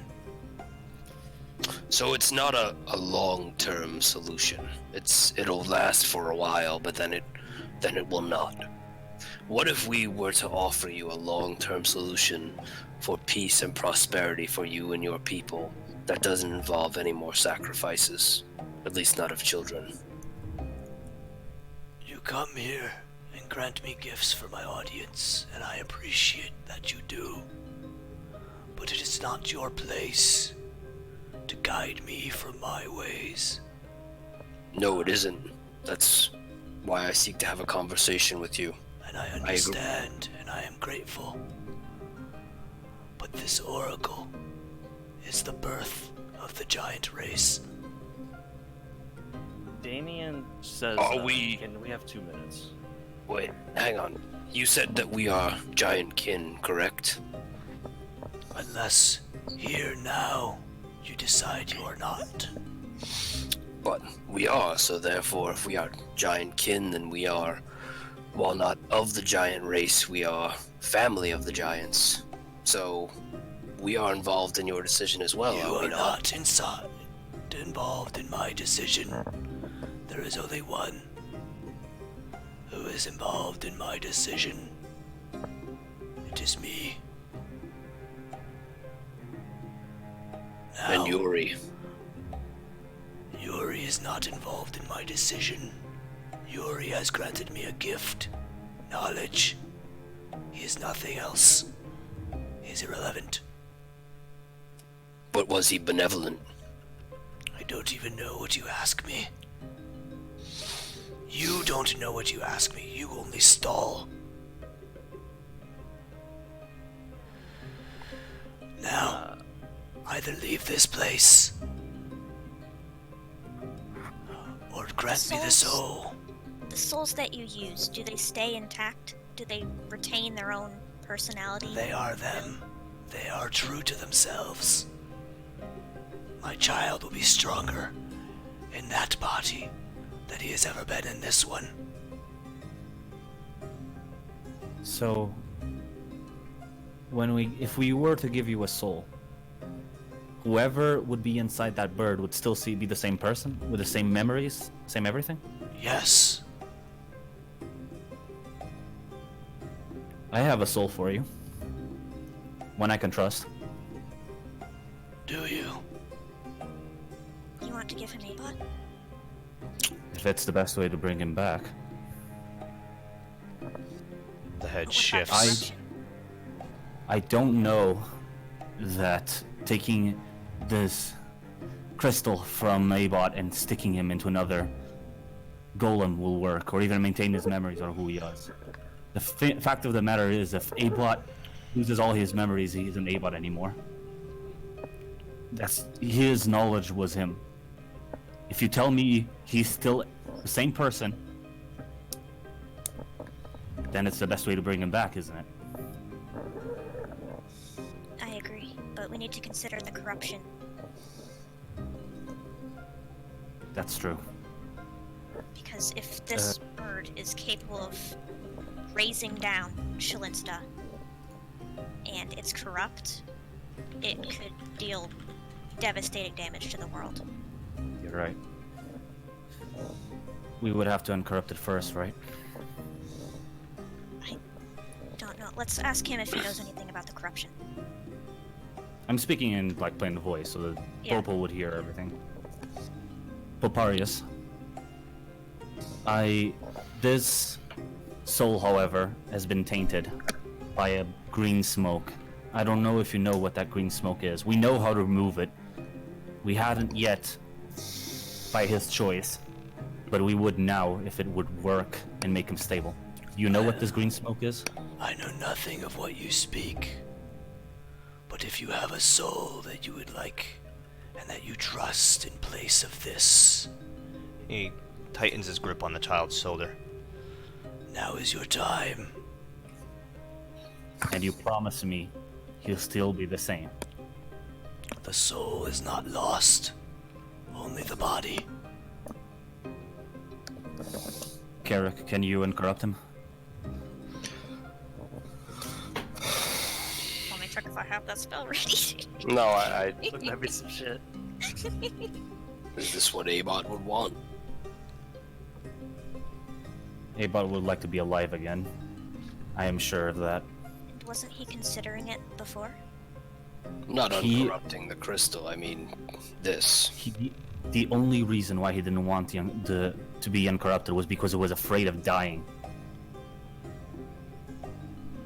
He's dead. He's not. He's not here. And for all facts and purposes, I can't speak to him, he can't speak back. He can't hear, he can't listen. Oh, he's deaf, mute, and blind, but he's still in there. I know. That's Wouldn't the point. that drive you insane if you were trapped in your own body? Listen, I'm not asking what I would want, I'm asking what would Abot want. Because I am going to do what he would want. I think you would be terrified. But I think that he knows full well that if this is the most reasonable way to truly know that it brings him back, then he would do it. Abot wanted to live, and what he's doing now isn't living.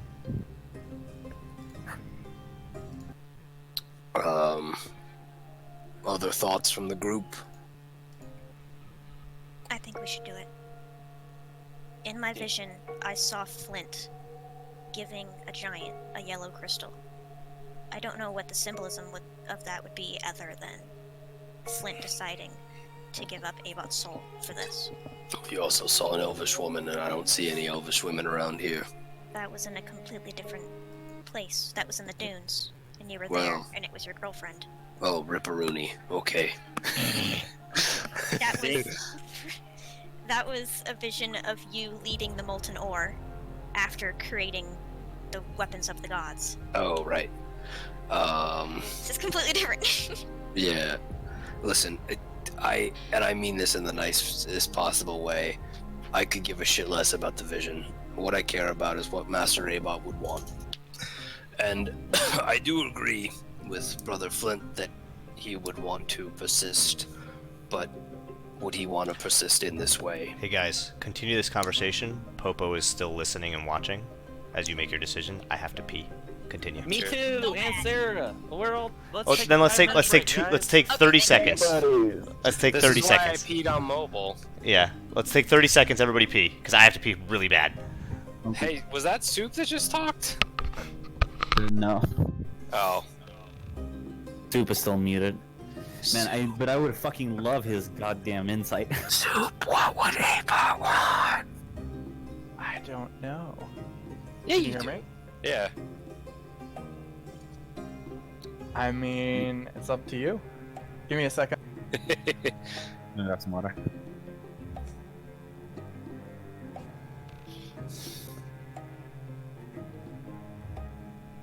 My Discord's super bugged out. Can you hear me?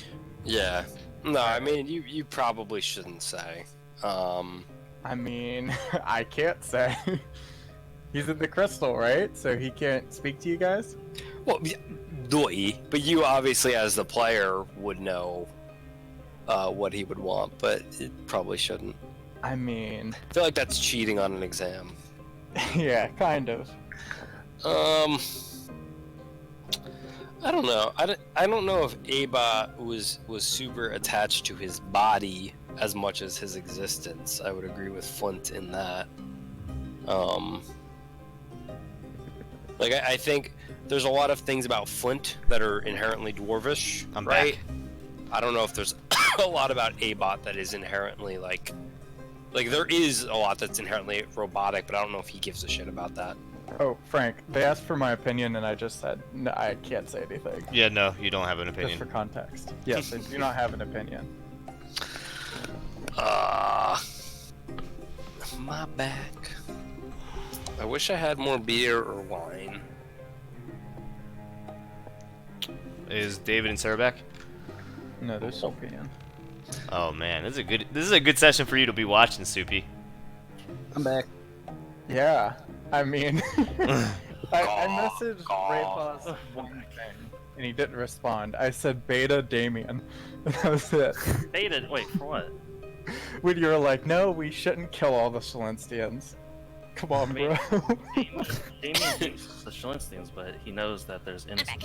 Alright, let's jump right back into it. Alright, let's jump right back into it. Carrot, go ahead. Yeah, the question is, what would Abot want? I think. I agree. I think he would want to continue to perform activity, but I don't know how attached he was to his form, I guess. Abot was knowledge. Abot was what he knew and what he could do. Well, I mean, I can dispel the evil from this thing and we can take it from there.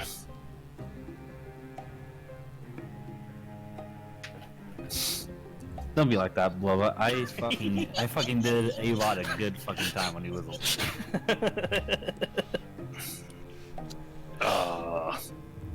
I mean, I could use the spell and we could take it from there, see what happens. Let's do it. Master Damien, I believe you have the ability to sort of sense what's going on inside there. Yes. Kind of.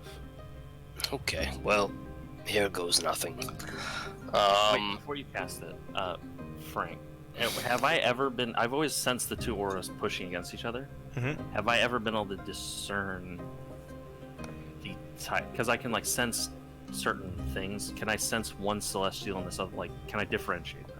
One is celestial. The other is wait, let me read divine sense. Boop boop boop. Features. Where is it? Celestial, fiend, undead, or if something's been affected by the hollow spell. Yeah. So one is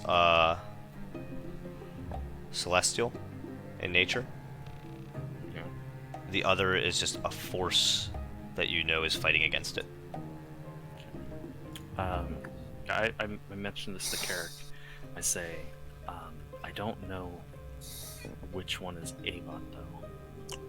I don't think. Well, Abot existed before the clean smoke. Okay, so he's the Celestial then. the No, he would Celestial not be the is Celestial. the smoke. I take it back. Okay. listen.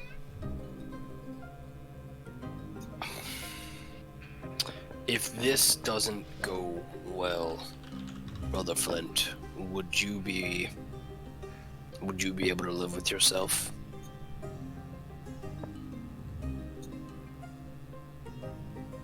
He looks a bit down. That's the same thing I have to fucking ask myself if I go and put him in another golem.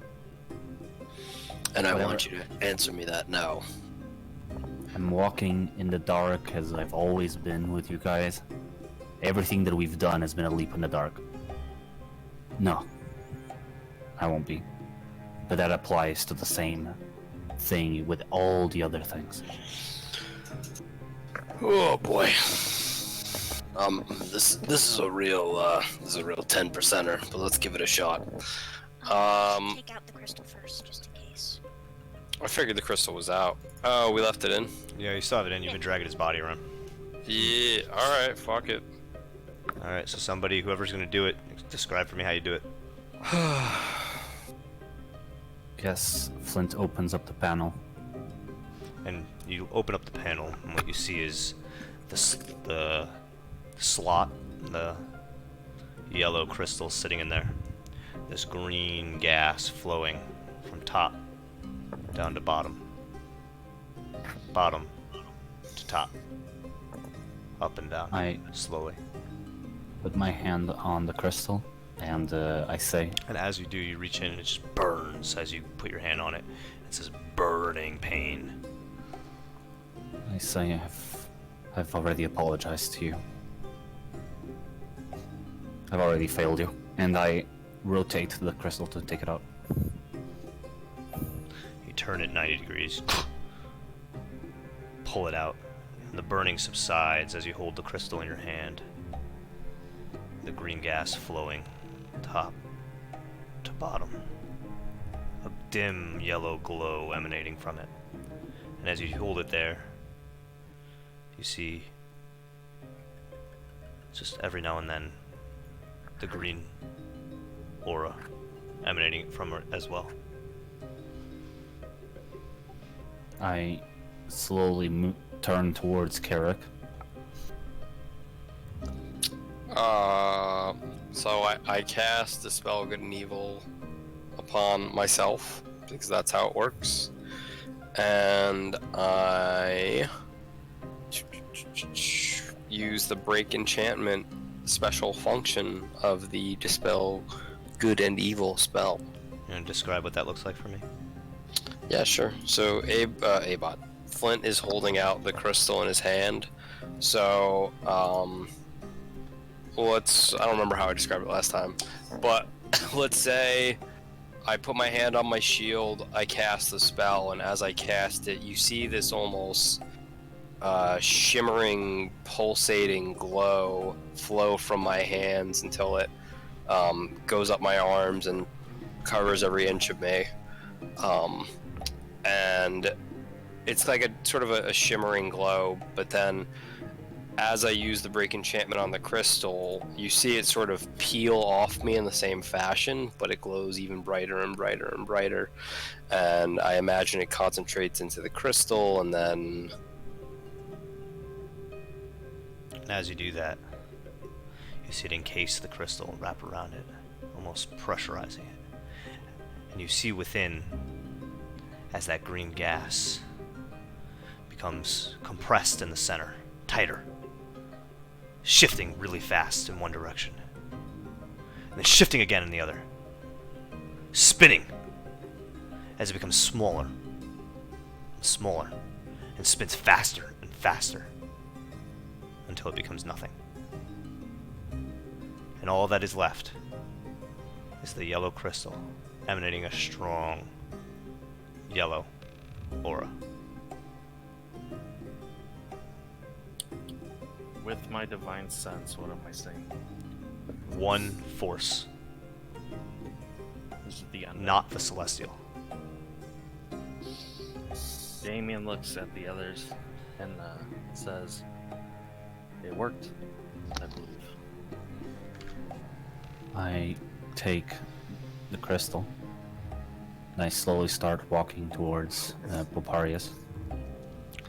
Have you prepared made a decision. Again, I the have. child's still there looking up at him. I have a And- soul that I can trust. But you told me he will still be the same. I know what you're willing to do to the city. I have been there. I have spoke to the people there. I do not have hate for them anymore. But I'm willing to see it all burn for this specific soul. Please do not be lying to me. Because the things I am willing to do will just grow. And I put the crystal up. And as you do it, you hold it up and it begins to levitate off your hands. And you look at the child. The child's standing there looking up, holding the yellow crystal in his hand, the other one. The child extends it to you to take it back. The other one, not Abot. Yeah, I take it in my hand. And then Apollarius looks down at the child. Go home, child. Go home, my oracle. Your time will come. And the child, almost like sad, walks through the tainted river, back down, and begins to walk past all of you. As he's walking, I want to I want to really take in the facial expressions of this kid. Confused, and sad.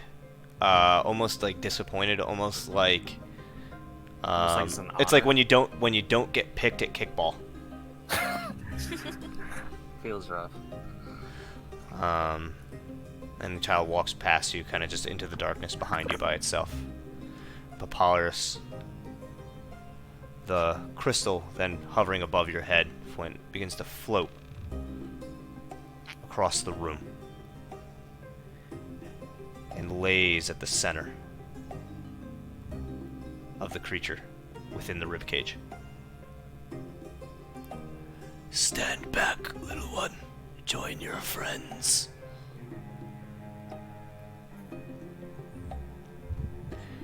And with that, the 4 Yeti creatures move back and join you on the other sides.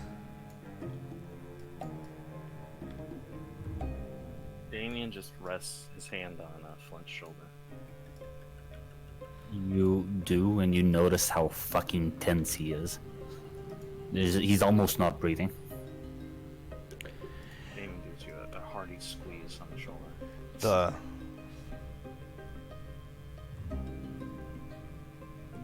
yellow crystal lies at the center of this bone structure. As Papyrus begins to chant. Hello.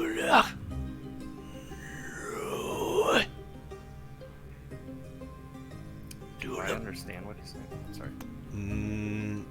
What do you... He does have tongues. He has tongues. So, 3 of you understand what he's saying. This is in Dwarvish.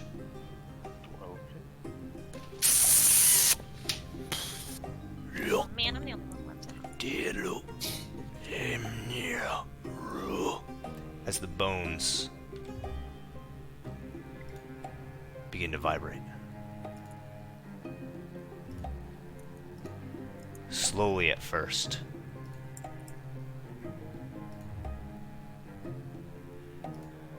And then become more animated as they begin to float and come together and shift and form.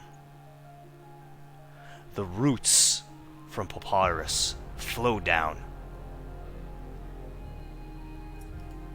and begin to take hold. As the roots come up the bone and the structure begins to spin. And slowly, it begins to shake and come together and form. First one leg, then another. One wing comes up above a head. Another. As the creature stands, and you see a bone dragon begin to stand tall, and you begin to hear faint whispers.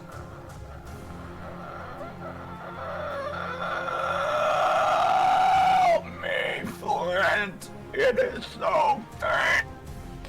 One leg stands, Are you?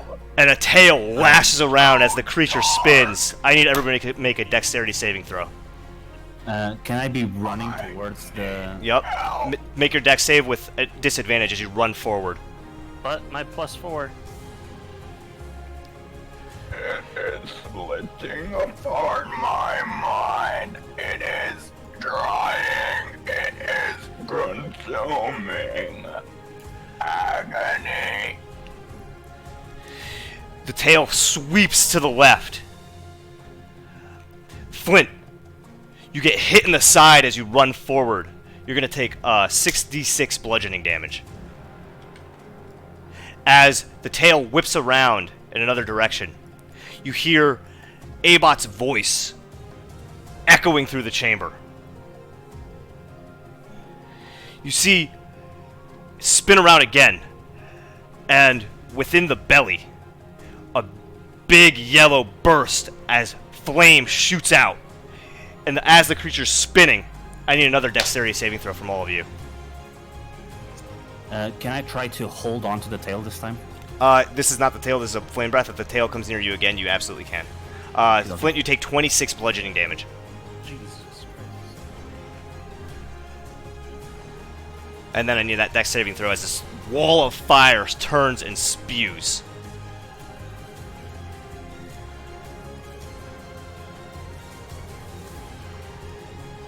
That Yeti did a cool front flip.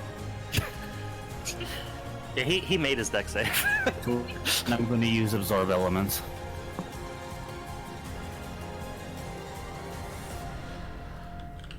As it spins again. Anyone get below a 20? Yup. Okay, those of you with below a 20 take 4d6, 4d8, I'm sorry.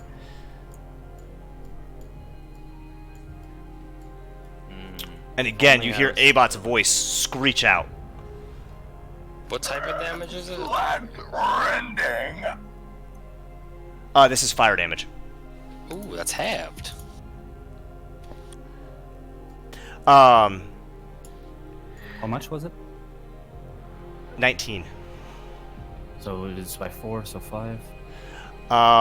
And then, one more time, as it spins, I need another dexterity saving throw. Can this time, as he's spinning around, Yep. jump when the tail passes through? It's going to be a dexterity saving throw, but then what you can do is try to grab the tail. It'll be an athletics check, grapple check. Whoops. No, 21, not 31. Sarah, what's your total? 14. Okay. You all are able to dodge the tail in various ways. Damien, you jump over it. Sarah, or Kira, you do the same. Carrick, you drop underneath it.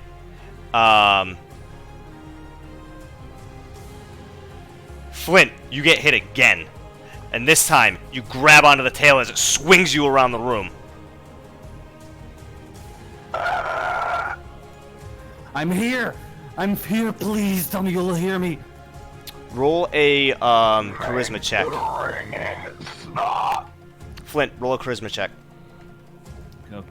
Is anybody else saying or doing anything at this time? Flint just got hit in the chest, yelling, grabs onto the tail. Damien is casting a spell if he's able to. Yep.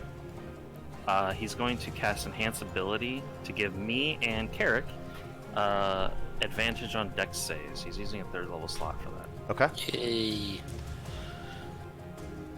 17 on the first. 17. 18 minus 1. In that Is moment, this normal? as you yell out, Abot says something. You know he can hear you. I'm here. Calm down. I don't know what you're going through, but I'm here, okay? Where are you? I'm on... Darkness. I'm on top of you. As the roots begin to continue to file up and down, the creature filling in the gaps. And you climb up the tail, hand after hand, and reach kind of the body. Abot becomes calm. Are you there? I'm here. Flint, I'm with you. I'm here. I'm with you. I can hear you. I won't leave. What happened? Where am I? I shall instant kill you. This was the most sure way to bring you back. I'm sorry. I'm sorry.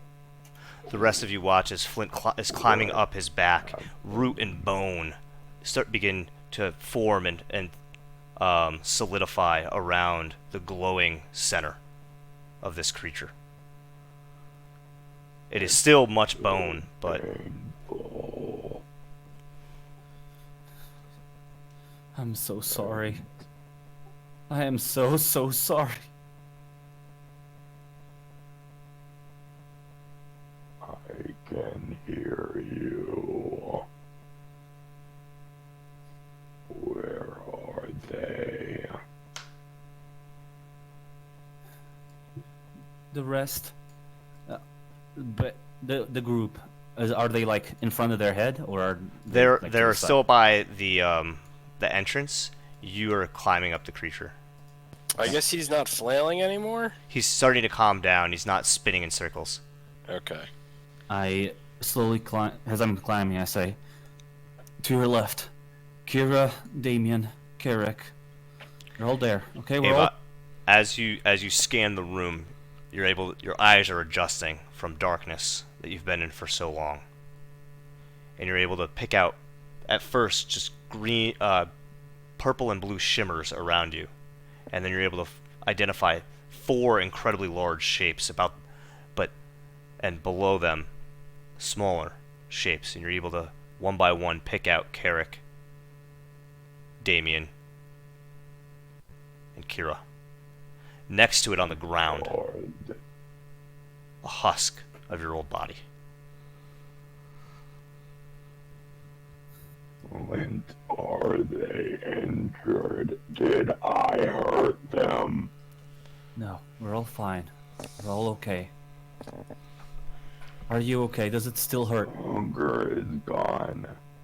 Flint, We had no to. longer there.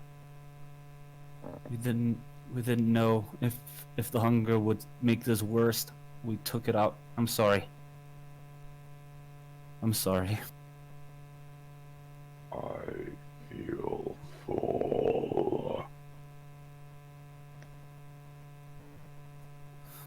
It's a good feeling.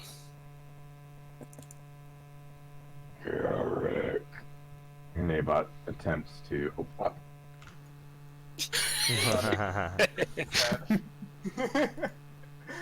Avon attempts to turn his head to face Captain Carrick, and then Jesus Christ! And you can see him there, staring up at you.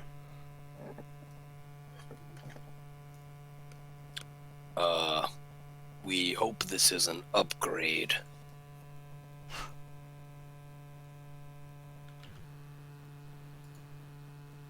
How do you feel, Eva? I feel full. Kira. I felt my arm and nothing else. What happened to my body? Abot, while you were looking out for us, after we got into that fucking hard fight with the Corolla, they killed you. A man with around 15 wolves, a bounty hunter of some sort, got us exactly when we were in our worst, and before any of us could wake, you were destroyed. I couldn't do anything. He almost killed everyone. I had to let him live. I'm sorry. It is okay, Flint. I hear you. I am here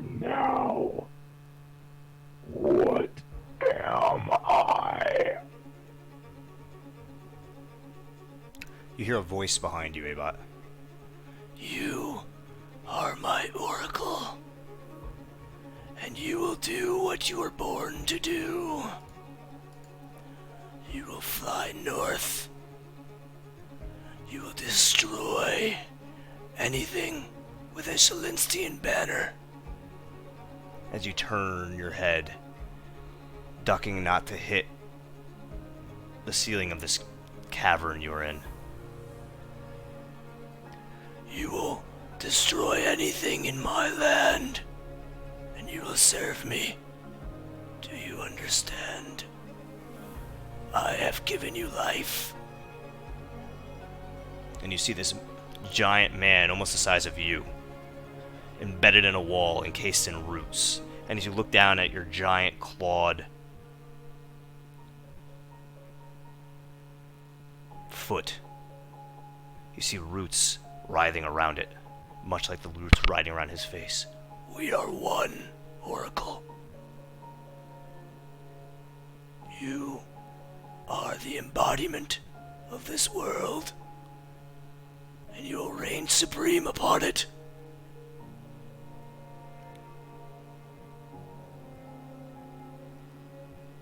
You. I do not know of you. You do not need to. Linsta, I know of Flint. Flint, Kira, Carrick, Damien. Listen to me. The stone was my shell. You must build the weapons of the gods, or it is for nothing. Flint. Yeah. Stay alive. I cannot stay here. No. But I will find you when I am ready. And you see the shifting roots Together. coming up the leg and closing in, filling in the spaces. The body almost, the bone almost completely encased. I'll find you again. I'll do what you ask, and I'll find you again. Shit can't stop me. We will meet again. I want to get closer to his head and press my forehead against his. Abot leans his head down as you come down to the ground off of him. And he turns. And you take his giant head and push it to yours. The roots rubbing between yours and his as they shift into place and then stop as your heads touch. I'll miss you, friend. And with that, can you hear me? Yep. Okay. And with that, Abot attempts to take off. And you, Flint, two large flaps. I need everybody to make a strength saving throw, please. God damn it, it just gave me a Carrick dex. Remember, +4 for everyone that isn't Flint.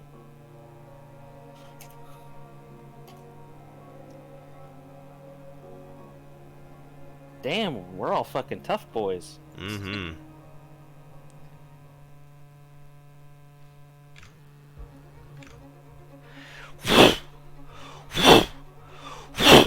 As wind blows around, the water sloshes up in one direction as Abot launches himself into the air, crashes through, and rubble begins to fall. Takes off, and as you look up, the rubble falls around You hear Papyrus's voice. Yes, my oracle. Do what you were created to do. And you watch the creature fly north. As the last of the cavern begins to crumble. And you watch stone after stone begin to fall around Papyrus. Leave this place, children. Go. Go. Does it look dangerous for us to stay? It's crumbling. You're not quite sure what'll happen if you stay. It's your choice. But there is a lot of rubble. That was a very big creature that just flew out of the side of a mountain. Looking up, Flint starts to take steps back and only turns when he's fully within the tunnel and then starts to run. Yeah, Damien yells to the group, let's get a better view. Trying to get everyone to get the fuck out of this crumbling place. And it continues to crumble, rock after rock after rock. The 4 Yetis rush forward and begin to shelter Papyrus on the other side. As you back away, and you watch with the little bit of sunlight you have as those rocks continue to crumble, you see the tail disappear to the north. You back and you begin to run through the cavern. You run all the way to the stairs and you begin to climb. Make an athletics check, please, everybody. If I see anyone struggling, can I cast Enhance Ability on them? Yep. Well, I will be struggling because I just rolled a 2. What's the total? It would be 11. Okay. What kind of check is it again? Athletics. Okay, thank you.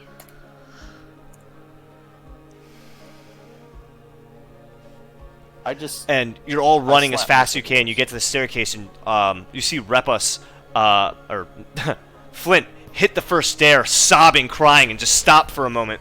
And you grab him by the back, Damien, and you pull him up to the first step as you enhance his ability. And you all begin to run and climb up these stairs as fast as you can. You hit that top door, and all of you heave with all your might. You climb up the last step, and you begin to run out of the giants. Giants are looking at you as you run by, and you break through that front door. And you look out, and you see the creature flying big, huge flaps towards Shalinsta.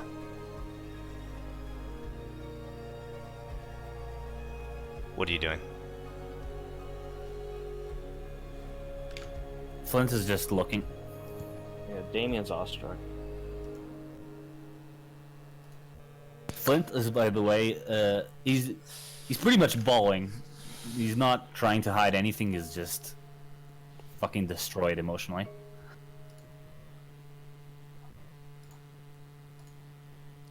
And as it continues to go on into the distance, you lose sight. Let's take us a 2-minute break. Out of character. That was fucking amazing. Thanks a lot, Matt. Really appreciate it. No problemo. That was super awesome. Yeah, brother. I'm gonna be 100. Oh, go ahead. I cannot believe it actually happened that way. 5%, Frank. 5%. Yep. Holy Yep. shit. Did you think we were gonna leave him corrupted? That was 80%, yeah. How God, Lord. amazed. I'm not gonna say too much more, but holy shit. I'm gonna be 100% honest. If he didn't give up Abot's crystal, Damien was gonna offer his soul. Because he did not want that kid to die. Amen. So Damien's just watching awestruck like, oh shit, that could have been me. Oh man. No, not necessarily, oh man, but like, he just, in that moment, he was just like, no, I'm not letting this kid be sacrificed. But it didn't turn out. By the way, I did say to the Wolf Master, I'm gonna call him, that I would burn Shalinsta. You did say that. for what he did. So I never lie. Fucking white bone dragon. I fucking knew it was gonna be a bone dragon. So is he like? He's like covered in roots now, right? So Yep. he's like, instead of flesh, he has roots. So Right. he's like the world dragon. He's the Oracle. Did say he was the embodiment of the world.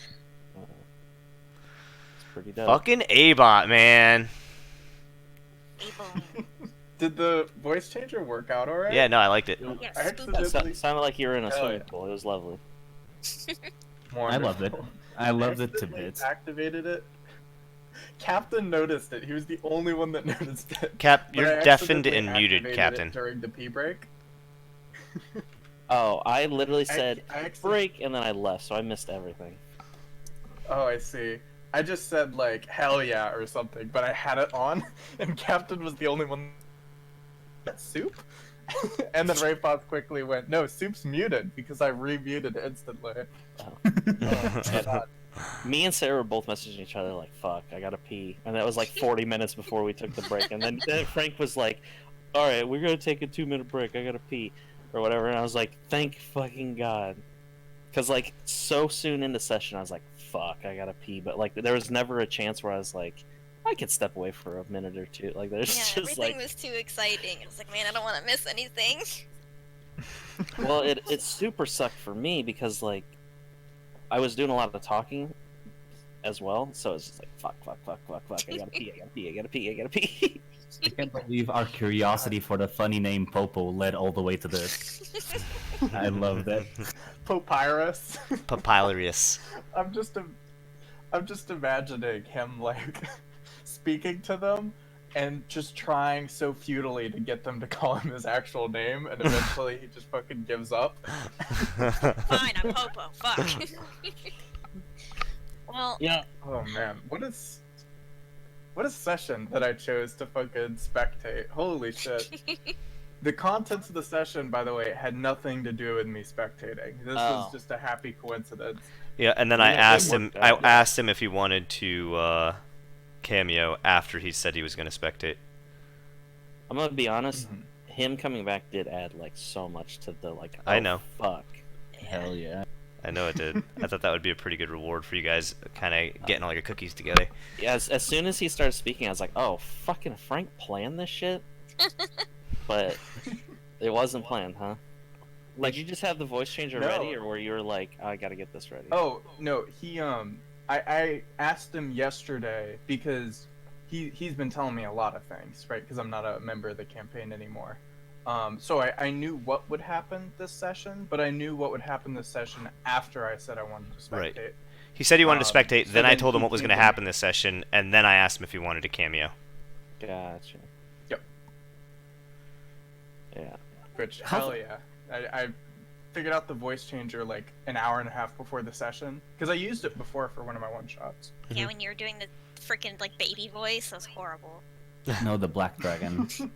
Yeah, the Black Used it Dragon for used the- it. The baby voice was a byproduct of the Black Dragon. Same So, voice changer. so So Sarah's how- got wolves, but Flint has a dragon.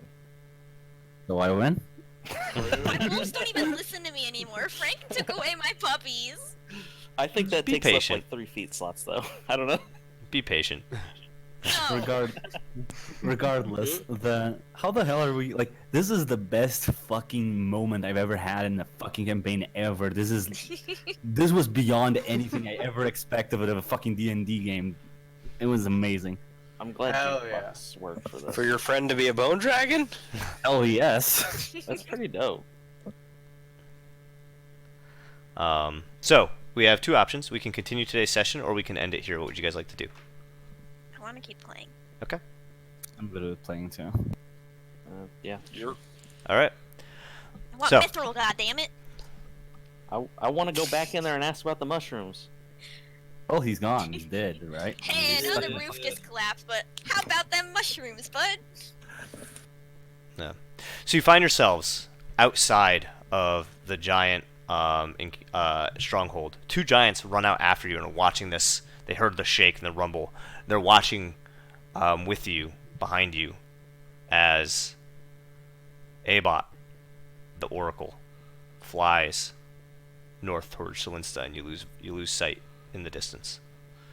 The two dragons look down at you, and they say, The Oracle has been created. Yes? With the soul of our friend, yes.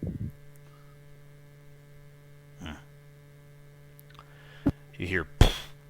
You see a giant, larger than the others that you've seen, holding a large, one-sided axe in his hand. And he comes and looks down on you. He has long dreadlocks that come down his back, and the cape of some large furred creature around his shoulders.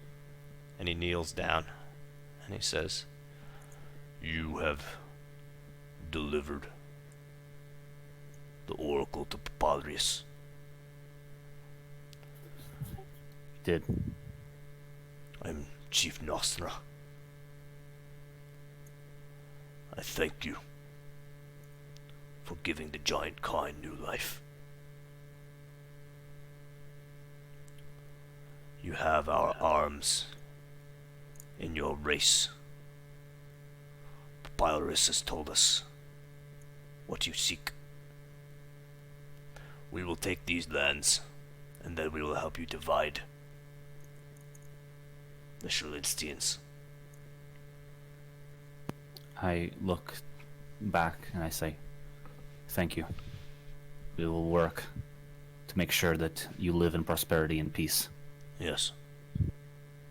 No. Damien. Oh. We will repair our home. and as you start to speak, Damien, he turns his one eye to you. Damien catches that he's getting looked at. Yep. Okay.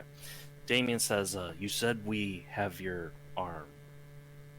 Does that mean we're allies in some fashion?" You and I will fight together. When you need it, call upon us. Is there a way that we can contact you easily? As you say that, you see that there's another giant behind him, holding this incredibly large horn. And she places it down beside Chief Nostra. Do what you must to blow this horn. It can be heard throughout the lands. Excellent. How you carry it, I cannot help you.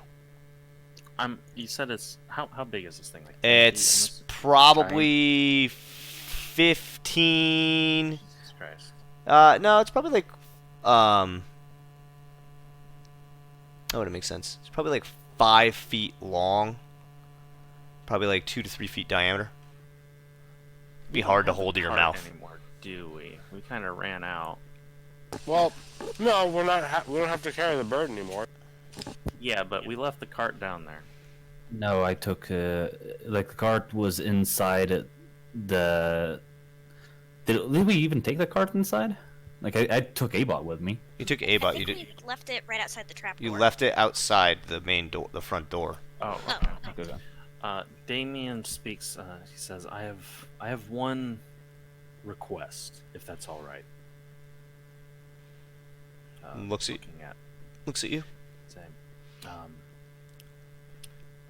If we are to fight, we need to survive. Just like you. Obviously, there's a very large size difference between us and you. Would you have collected anything that would be useful to our survival in this fight against the Shalinstians that you have no use for?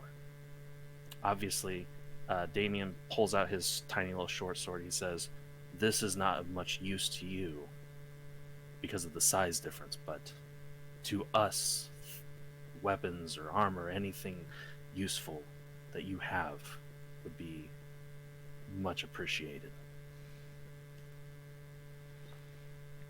He looks at you. Popo has shinies. He looks at you.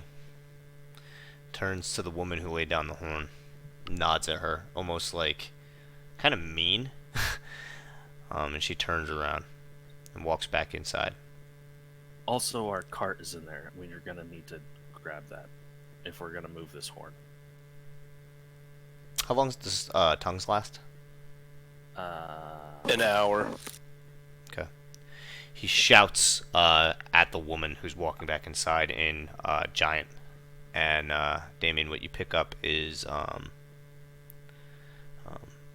bring their cart as well.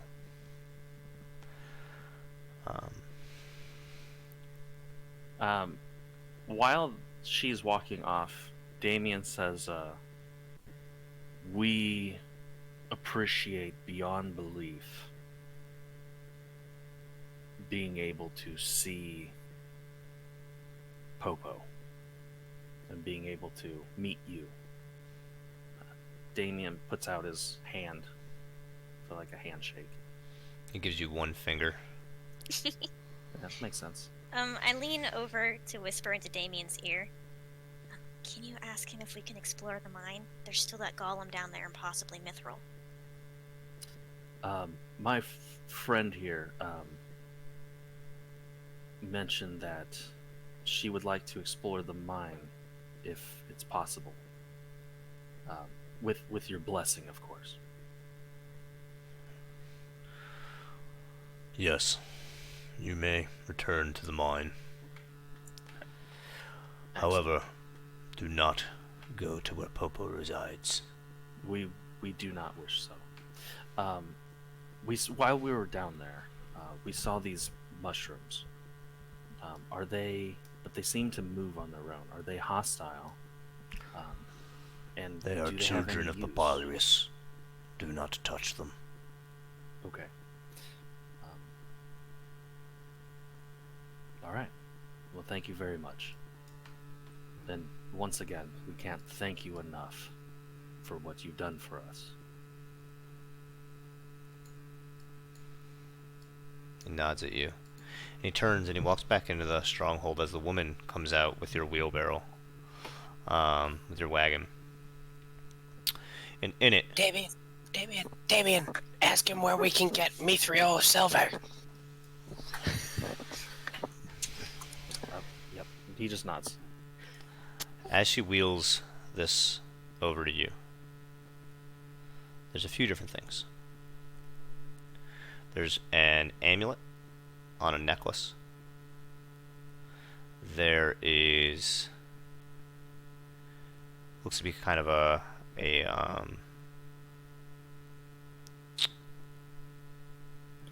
dark metallic breastplate. And a large, intricate warhammer. Ooh. Yeah, Damien just gives the woman a smile and a head nod. She looks at you and she says, These are items that we have found that were worthy of keeping for the right ally. Thank you so very much. We will use these in memory of all of you, in an honor of you all. and then you notice that her left hand is clenched in a fist, and she reaches that out and palm up opens it. There's a fairly large shield as well. Oh. Thank you. Damien walks forward and I guess picks it up. It's very heavy. You grab it with two hands and take it. It's not quite a tower shield, but it is quite large. It's got some heft to it. It's it's like a rectangular shield, and it has a design on it. It's almost like Actually, I'll just draw it. It's easier to do that. It's like an S. And then it has 3 lines. And 3 lines. Does this symbol look familiar at all? Nope. Okay. Damien looks at the I knew someone was gonna make that. I fucking knew it as soon as the S was drawn. Damien looks at the chieftain and he says, "Chieftain." Turns around.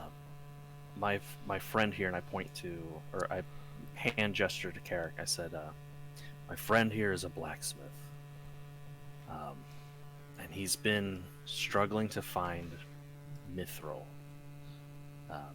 Do you know where we could find some?"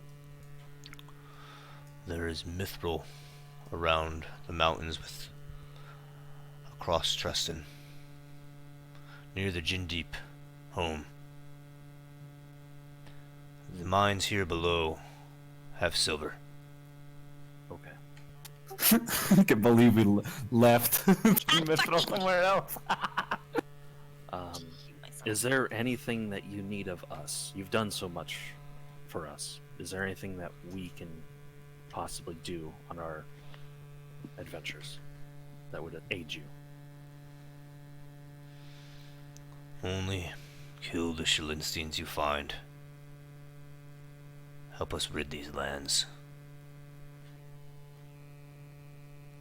We have a common enemy. I don't think that's much of a difficult request for us to make. And Damien bows his head to the chieftain. Nods. And walks back inside with the other giants. And they shut the door behind them. You kind of. Oh, go ahead. You all look at each other there. The wagon, warhammer, amulet, breastplate, and a shield that Damien is holding. Just all the shit in my arm. No. The warhammer you're holding, everything else is in the Okay. wagon. Or the shield you're holding, everything else is in the wagon. It's like And that- Orion Okay. walks up. I'm fine.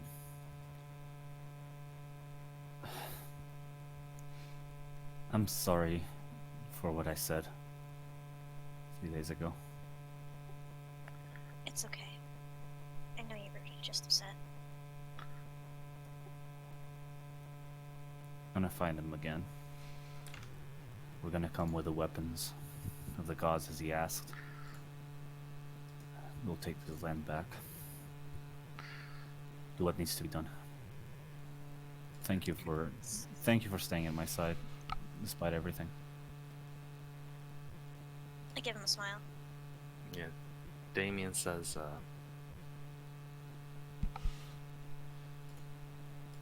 the well-being of our group is important to me.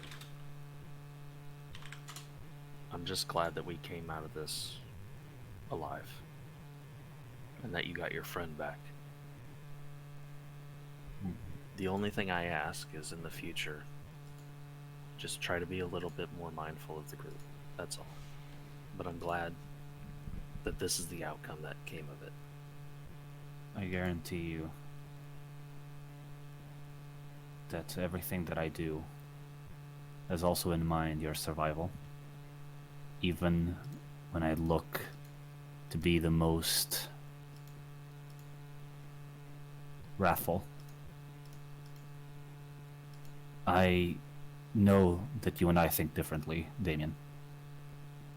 But when I move away from the group to take care of a threat, it's because I truly believe that if that threat is dealt with, things will be calmer.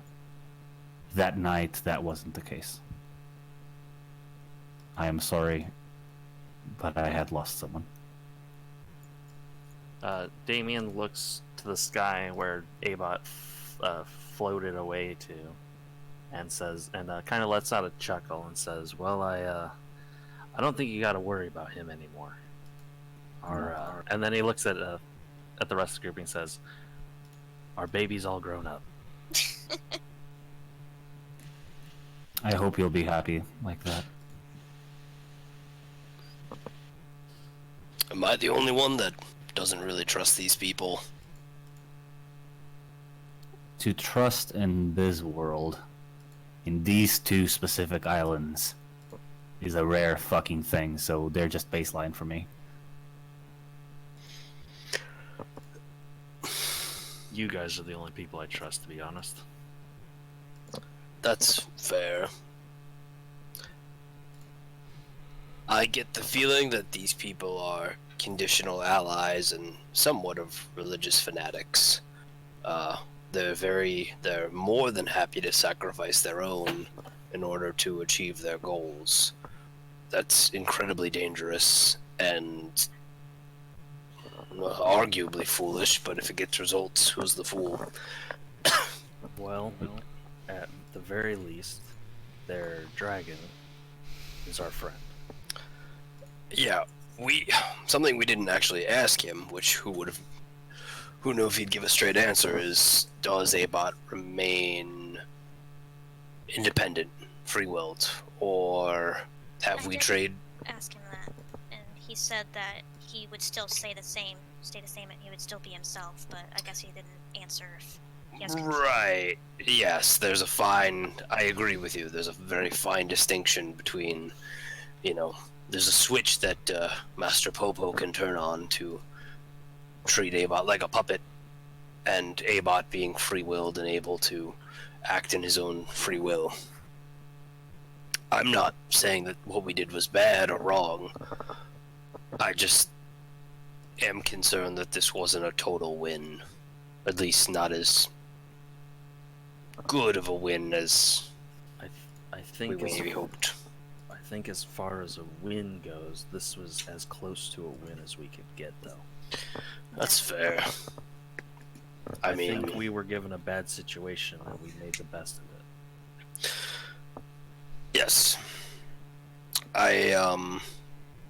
Looking to the future, Carrick, because I can't change the past. What's our next move? Start heading to the dunes? Well, I think we have a few options, right? We've got 8 years. Excuse me, fuck. We've got 8 years, so they said we could go back into the mines for silver. We could go chase Mithril. We could stop at Damien's old homestead. Since Abot himself has acknowledged that the body that he inhabited is no longer his, I would like to try and study it a bit and see if we can learn anything about the metal and about how the golems work. I understand that Master Abot now thinks that his body was a husk, but he sure as shit didn't when he was in it. And if I can prevent melting down sentient golems, I would still like to do that. We need to find somehow this Yuri.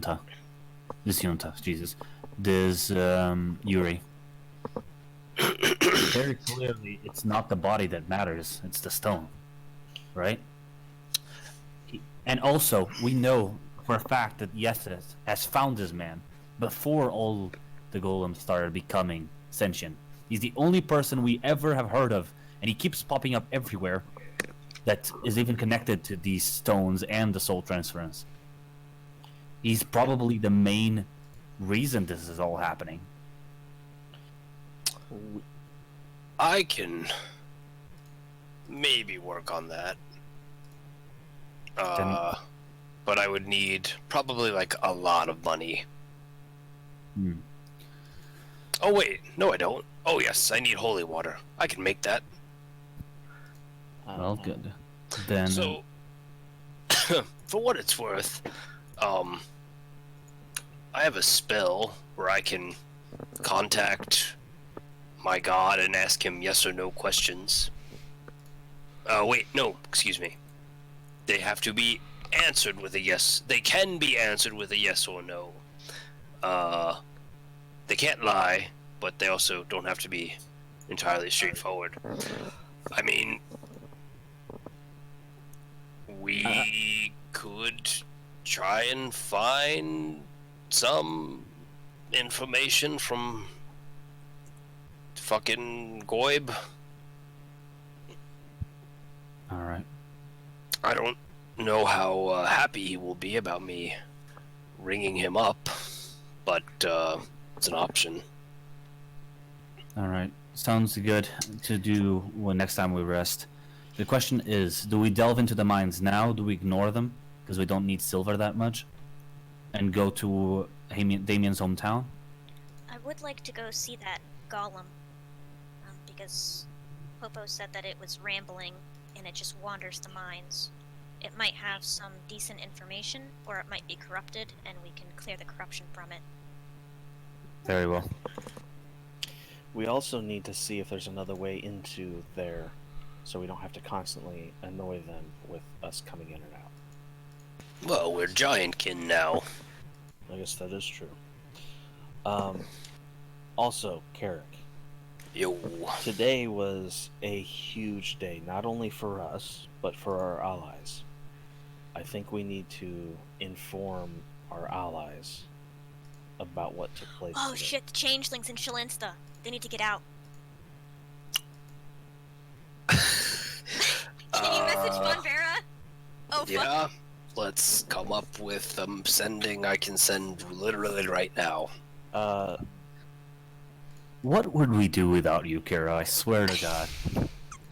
Really feels like sometimes you're the more detail-oriented person in the group. Oh, 100%.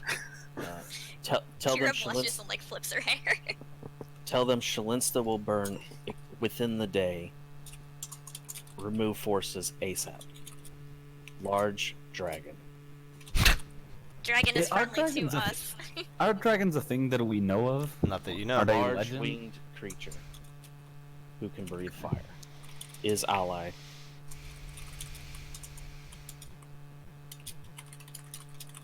Wait, how many words is that? 1, 2, 3, 4, 5, 6.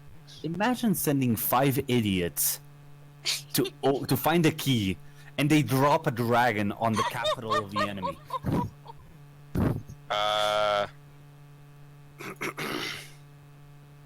Man, you guys weren't even sent here to find a fucking key. Like, you guys were originally sent here to infiltrate the armory. It starts with... Well, you know. Alright. Anyone have any objections to that? I put it in the tabletop chat. Let me see.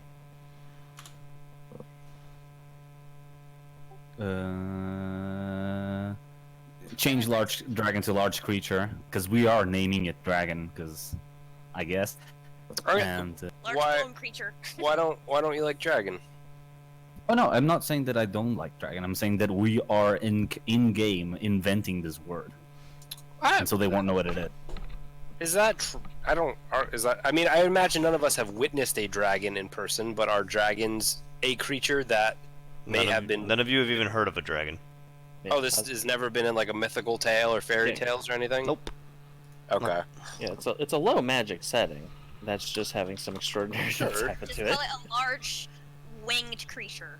Sure, large wing creature. Due to a large. Well, actually. Large allied creature, because they might fucking try to do something.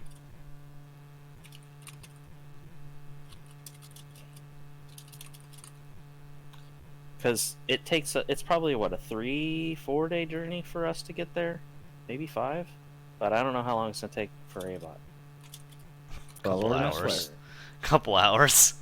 Yeah, I mean, a If- couple hours. if that. but to be fair, is probably enough time to get out of the city. All right. 1, 2, 3, 4, 5, 6, 7, 8, 9, 10, 11, 12, 13, 14, 15, 16, 17, 19, 20, 21, 22. Fuck. 23, 24. Fuck. That's 2 extra words. Just well, Take he out- knows the limitations is 25 words or less. Just say respond. 25 words. I could just say respond 25 words, and then or less gets removed. That's fine. All right, Frank. Everything in tabletop chat outside of or less gets chopped off at the end. I'm actually sending that to Bombera, and then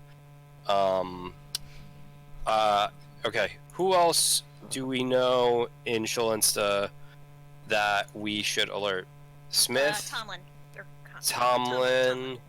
Tomlin's just gonna fucking like he's not gonna go after that thing. He Well, also. no, but he's gonna fucking die if he doesn't get out. That's fair. All right, Smith, is not Tomlin. there. Who's Smith is not there. who's your werewolf? Well, he's in Shalinsta. He is in the region that Shalinsta controls, No, right? Shalinsta is the city. It's called New Like- Shalinsta. The continent we're on is Right. No, but the so. Okay, we're here. Well, I guess like okay, so if Flying north, probably past Karok. It might burn the shit out of Karok. right Hopefully it doesn't this go to Heartland. like this is all Shalinsta. I'm looking at the top left map, right? Like this is all Shalinstian controlled. So therefore, like in my mind, that is Shalinsta. Oh, this is Shalinsta. Did he?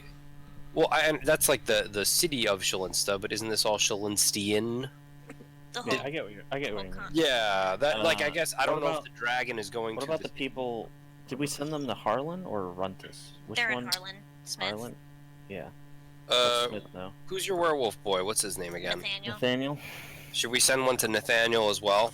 if you have the space, yeah. I mean, I'll start burning 4th levels.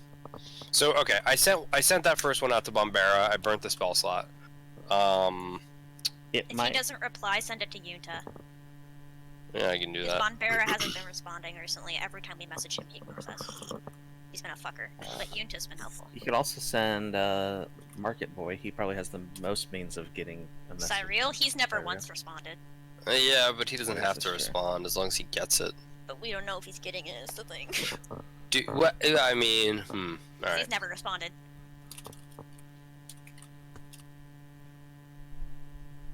I think Yunta is really our only reliable contact. I mean, everyone here is pretty like set, and we are allied with the Giants currently. We can kind of afford to burn as many fucking spell slots as we need on sendings at the moment. 1, 2, 3, 4, 5, 6, 7, 8, 9, 10, 11, 12, 13, 14, 15, 16, 17, 18, 19, 20, 21, 22, 23. Alright, that's 23. Who are you sending that to? Well, I'm repeating this to the group. Does anyone in the group want to make any changes or amendments to that? No, Uh, we're good. I think you should add maybe like evacuate if possible. Don't. Okay, that's 23 words. So. Can respond. Get rid of Okay. pan or less. Just respond to 25 words. Evacuate. I'm getting rid of in. So hang on.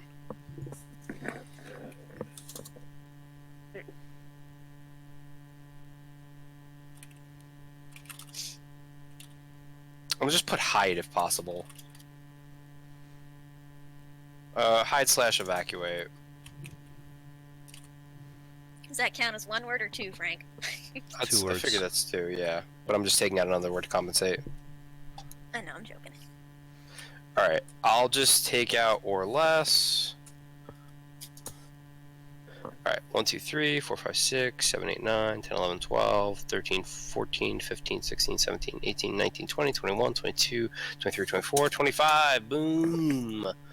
Alright, so that second message, we want to send that out to who? So I see 4 messages here. What are we actually doing? So the first message that says "Get your troops out," that is what we're sending to Bombera. The most recent message. Can I copy and paste that? Is that a thing I can do? Is No, that you- just the blanket one going to multiple people? Yeah. So the one at the very bottom, large winged creature going to attack areas of Shalinsta. Frank, we're gonna send that out to team William. William's not in Shalinsta anymore. He's in. Oh, not William. Nathaniel. Excuse me. Nathaniel. Tomlin. Smith. Smith. Anyone else? I would have one more ability to send. So Nathaniel, so Nate, Smith, What about the Tomlin, Yeah. Bonbera. I'm definitely sending out to Bombera. That's already sent. We're still working on the rest. Okay. Save one just in case Bunbera doesn't reply, so that you can send it to. Send it to Cyril or Yunta. Okay. All right. So that is the. So Frank, the first message: Shalinsta will burn. Get your troops out. Blah blah blah. What the fuck? God damn it. So okay. All right. No, I'm just making sure I'm telling you the right thing. So I have 4 messages listed. Mm-hmm. The second message that references a large wing-blown creature, Mm-hmm. I'm sending that to Bombera. The 4th message, that has hide/evacuate if possible, that I am sending to Nathaniel, Tomlin, and Smith. So I am taking 3 spell slots out, and I am sending all of those sendings. I will wait, like, approximately a minute between, so this way I don't send them out, and then as I'm sending, I just get like a fucking cacophony of words coming at me. So I'll give people time to respond. Okay. But I will send out So those. the first thing you're gonna hear back from is Bonbera. Okay. Bonbera's gonna say, government of New Shalinsta crumbling. This is good. We will withdraw. I relay that to the group. Fantastic. And then boop boop boop. And then the second one, you hear from back from Nate. Understood. Eyes peeled. Smith responds, "We are in Harlan." Tomlin responds, "My family thanks you." Aww. That's Now he nice. owes us. Is there anybody else we want to send? So we have a free sending. Yeah, Hold on, well, I'm checking not- Legend. Not free, but like See if there's anybody. I still never cast Wall of Fire. I'd like to cast it at some point. Oh, just right now. Go Well, get no. go back to the Gin Deep and kill the ghosties. With Wall of Fire? Yeah. All right, that's a good idea. I've heard from my god. We're going to the How does sending work as far as communicating with someone? Like, do you have to be familiar with them? How's Yes. Well, so Frank and I, it's a little unclear. Frank and I have seemed to establish that I need to have met the person. I can't never just mind. be That's- familiar with them. Is that correct, Frank? Familiar by definition, right? Well, so So the answer to my questions are Well known from long or close association. Should we message Gloria? isn't what? No, we should not message Gloria. No. Last thing we want is them to be warned. You could message your girlfriend. She's in the market. She's fine. I'm gonna. Carrick has plans for that. Don't worry about that. Want to message Gom? No. Gom, get out of there, Gom! I was thinking about messaging Captain fucking Timothy Oliphant, whatever his name is. Captain Muller. Timothy Yeah, I was Muller. just suggest him. Anyone else? What about some of those Sholenstein boys that we've saved? Anybody? Sharik and Phalar. Shakira? Family, or Phalar has family that lives in Karok. What? No, they're probably dead already. Sharik has family that lives in New Shalinsta. He has 2 children and a wife. Jesus, what the fuck? But they don't know you.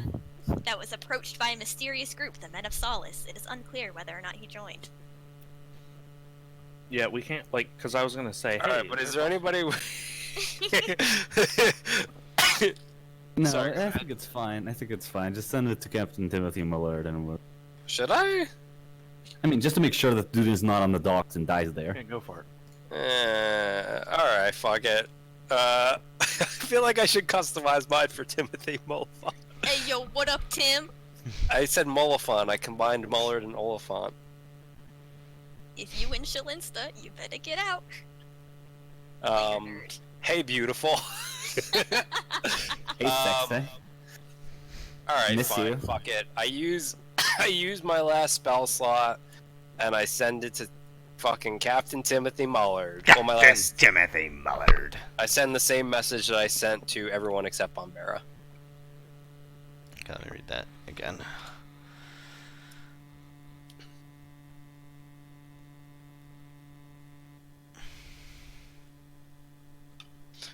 Can't believe I'm sending it to fucking Captain Timothy Mullard.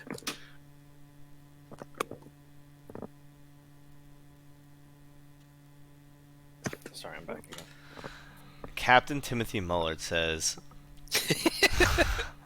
looking Fuck this. forward to watching the show. Oh my god, he's so cool. It's probably just parked up. Did he take off some sunglasses and turn the other way when he said that? Yeah! Did he have a second pair of sunglasses on? Hey, I want to look at that breastplate, like really bad. Can I take a look at that breastplate? Yeah. So give me a second, and I will describe it for ya. Yeah, I'll also like start looking through the weapons. I'll sit down with Kara and examine them. So we have a warhammer, we have a breastplate, a necklace, and a shield. And a cart. All right. Okay. So I relay all the messages to the group, by the way. Excellent. So you look at this this armor. You can see that it's made of interlocking metal rings. It's a chain shirt. It's not actually a breastplate now that you're actually looking at it. It does have some metal plates over the chain, but it is actually a chain shirt. The armor offers modest protection to the wearer's upper body, and it allows the sound of the rings rubbing against each other to be muffled out by those plates and the cloth that's over it and between them. Can I tell what material it's made out of? Yes. Roll me a intelligence check with advantage. And Damien is looking at it. Has he seen this military Yep. listing? This is high-ranking Shalinstein armor. I rolled an 11, Frank. Okay. Boop, boop, boop. Would Damien be able to guess at what metal it is, knowing that it's the high-ranking Shalinstein? You could certainly try. Alright. Roll a insight check. Insight +2. Captain, you had advantage in that roll. Did you take that into account? Yep. I have a -1 on my intelligence. Okay, I just didn't see what you rolled. So Damien, it could be mithril, it could be Melronian, it could be silver. Take a pot shot if you want. Yeah, Damien's just rattling off the things it could be. But yeah, he's like, it's probably one of those, don't know which one. Okay, I take off my current armor and put this on to test it out. Okay. So it is fairly light, fairly silent. This is medium armor.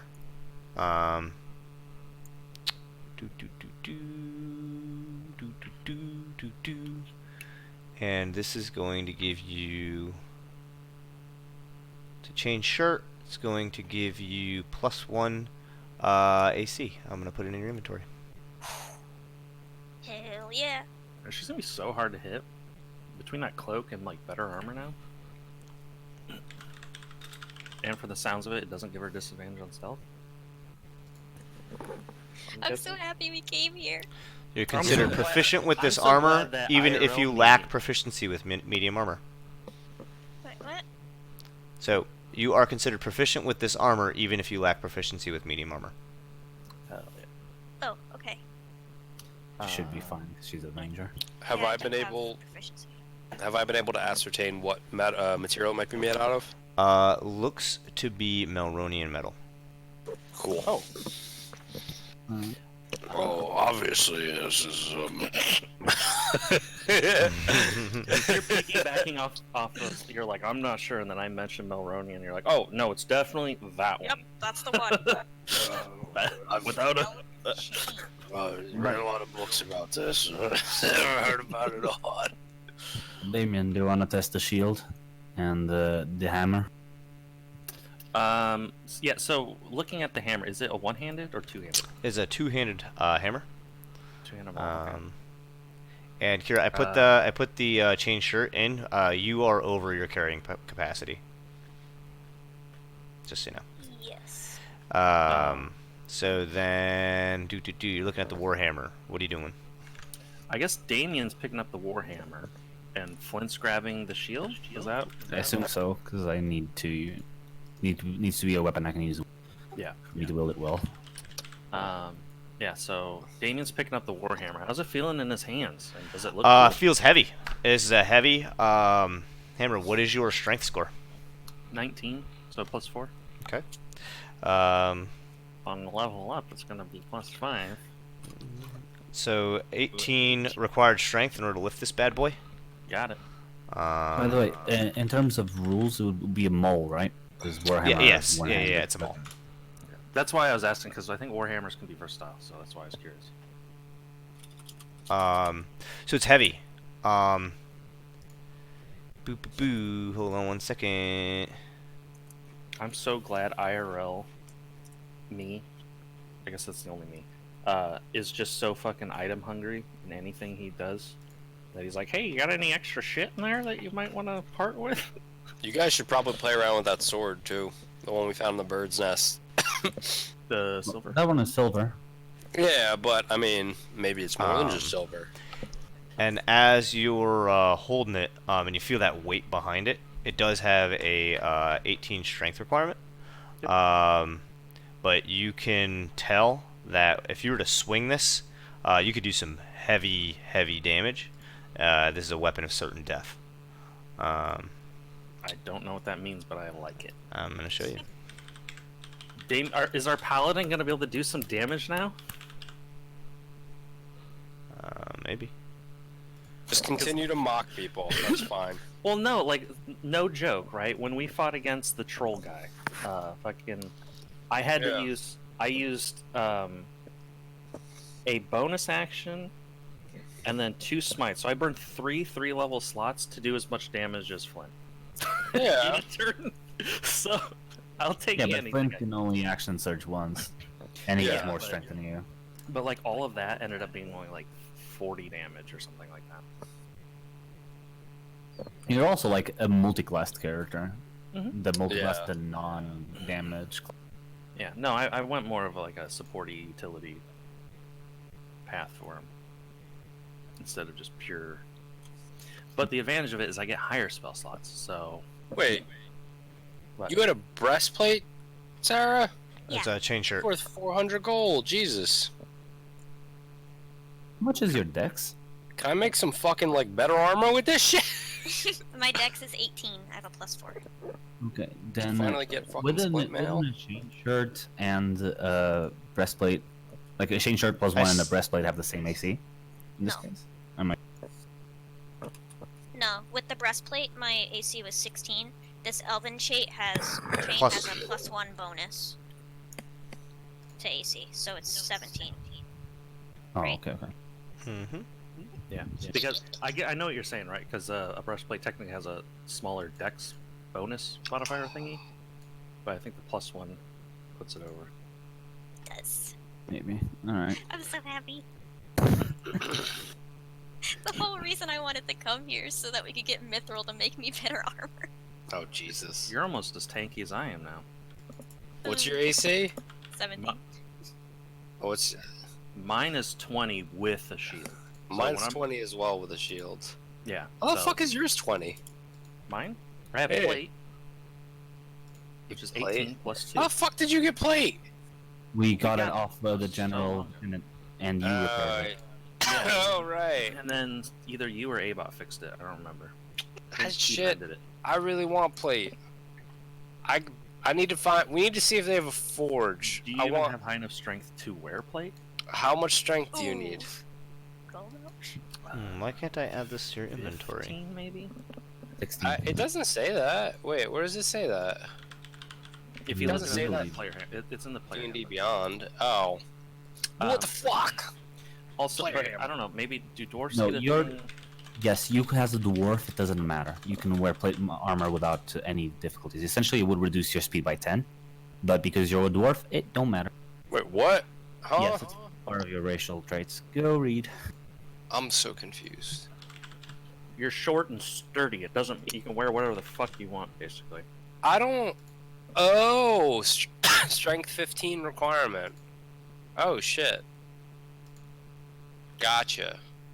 But I still think you have to be proficient to be able to cast spells in the armor, or no? Yeah. Yes, that's correct. And he is, because he's a smith cleric, whatever, the blacksmithing fucking cleric, right. and they get armor FVR proficient. So I can't even wear splint mail, even if I could make it. Yes, you can. You are a fucking dwarf. Your Oh, that's strength right. You said requirement- that.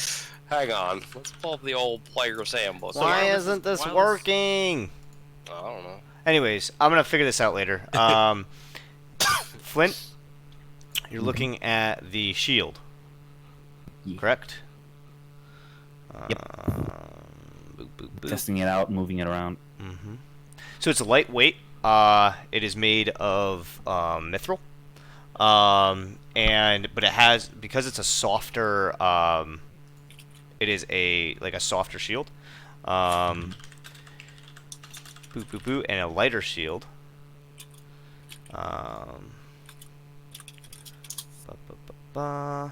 You can throw it like Captain America. Nope, that is not what this does. That would be so fucking cool, though.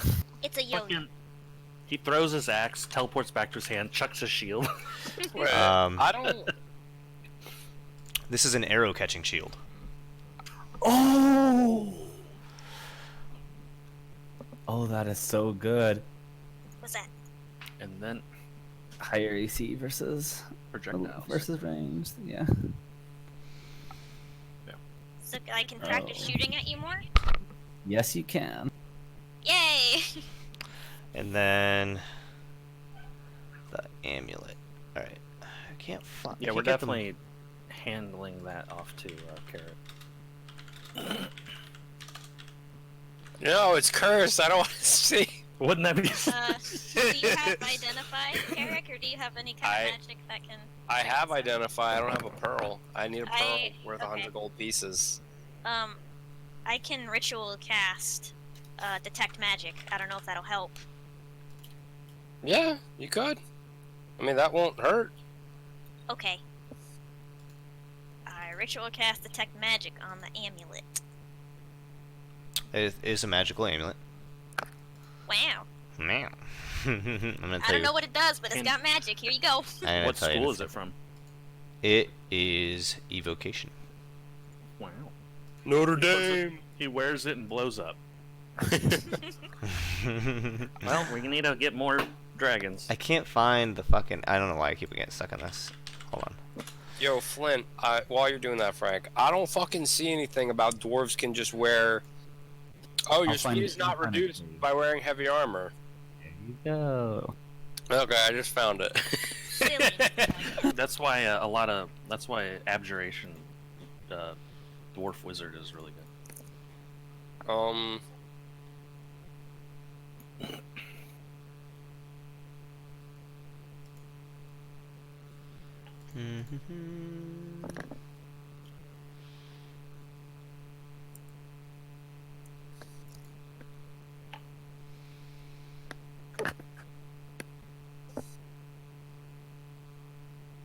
That was pretty funny, Sarah. Alright, so I'm gonna get back to you on these two because I can't get this to fucking work. So. Wah, wah.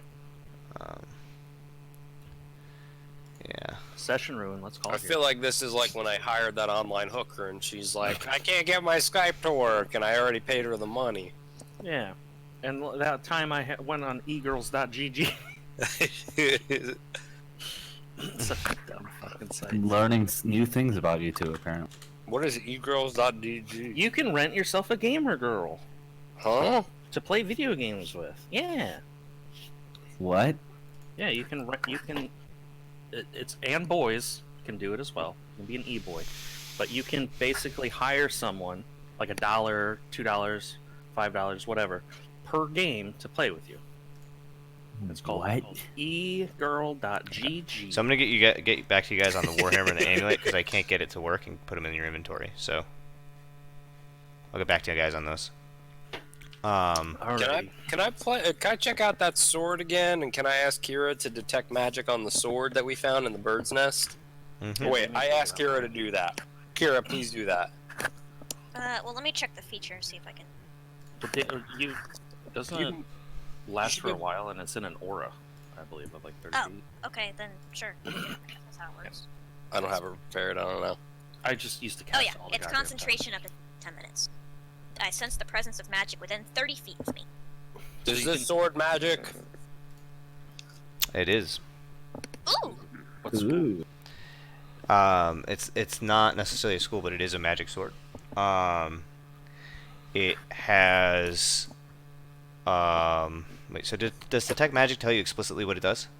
Nope. No, it just says what school it's associated with. It says, I see a faint aura around any visible creature or object in the area that bears magic, and I learn its school of magic, if any. Yeah, there is no school of magic associated with this, but it is magical. Got a magic sword here. Okay, I guess we haven't can I- test it out. It's the one from the bird's nest, right? Yes. The silvered one? Yep. Yeah. Yeah, I've been carrying that around the whole time, I believe. All right, give it a few swings. See what it does. You want to try against this new shield? Yeah. Damien takes the sword, he's swinging it around, just like getting a feel for it. And then he's going to take a stab directly at the shield. He's aiming for the shield that Flint is holding. Okay. So you swing it at the shield. Again, it's light, and it's strong, and it's moving fast. This is it's a very sturdy silvered sword, obviously. When you hit Flint, you hit the shield. Nothing incredible happens. Just very normal.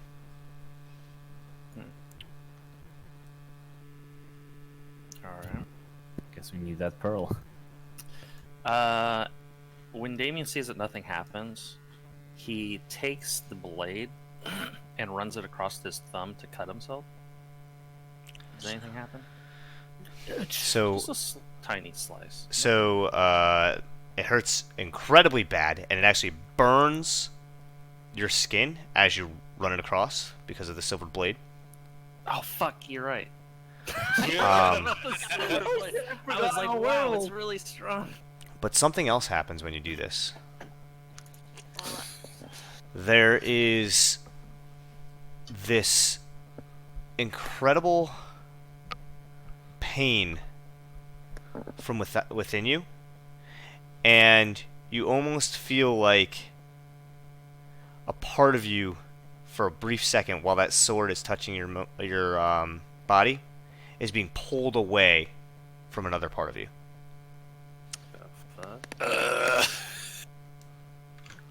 After I slice my thumb, I go, oh fuck, I'm a werewolf, and then and I just drop the sword on the ground and fall on my ass for a second. Oh, you okay? So my bad. Is that poison shit gonna happen to you? Well, Frank didn't have me make a con save, so I don't. He's like, well, it hurt like when I got stabbed with the spear in my foot and the slice in my arm. But there was something else there. It felt like I was being pulled away from myself. Not a clue what that means, but make sure you don't get stabbed with this thing. Well, just don't stab us with it, and we'll probably be okay. Oh. You want me to carry it since it might hurt? No. I mean, if I do need a shield, or if I'm in a situation where I need to use a shield, I would like to be able to have a weapon that isn't the whip. Sure. Now that I'm as equipped as I am, do you think it's best for you to have the whip, or do you want to still have me hold on to it? Well, the only reason why you'd have the whip is because you're technically better at grabbing people. But if you want me to have the whip, I don't mind it. I have clever uses for it. Yeah, Damien gives him the whip. Alrighty. I'm just writing down the new things that I get.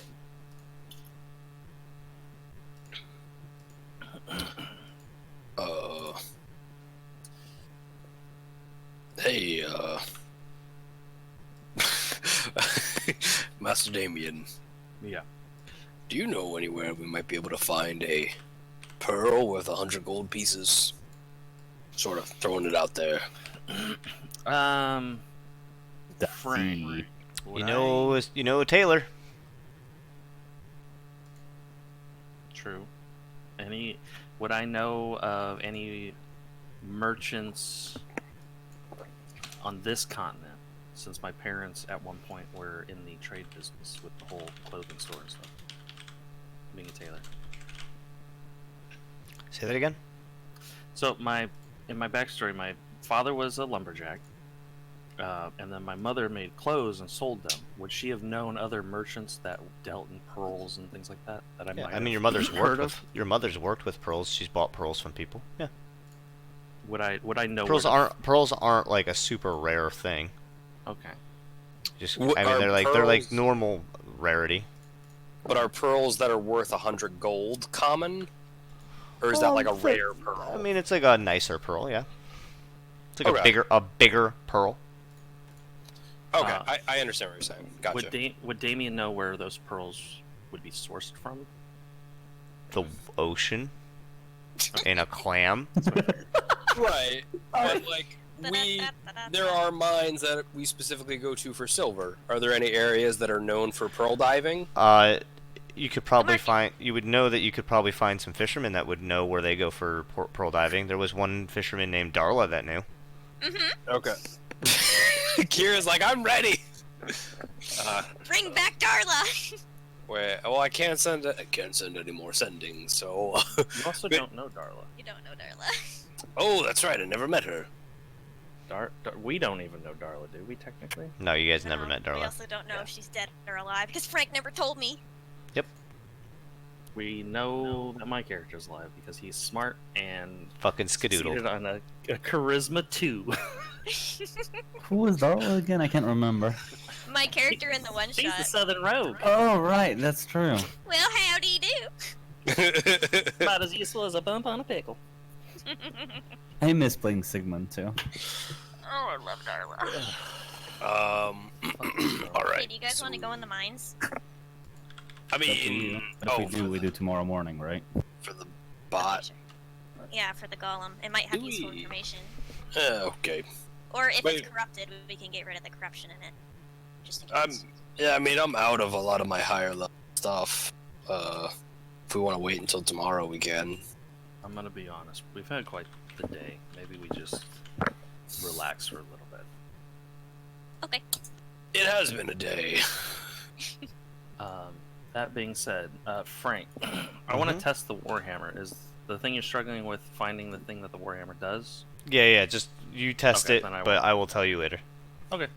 Yeah, I want to like swing it at the ground or a tree stump or anything I can find. Yep. I know what you want to do. You want to know what it does. I understand. Yeah. Okay. I just wasn't sure if that was the thing you're struggling with. Alright, so let's all take a very well-deserved sleep. Well, it's only been like 2 hours, right? Isn't it like 2 or 3 p.m.? Yeah, it's still the afternoon. You're exhausted. This is not the first time this has happened, where we have a traumatic experience and we go to sleep early.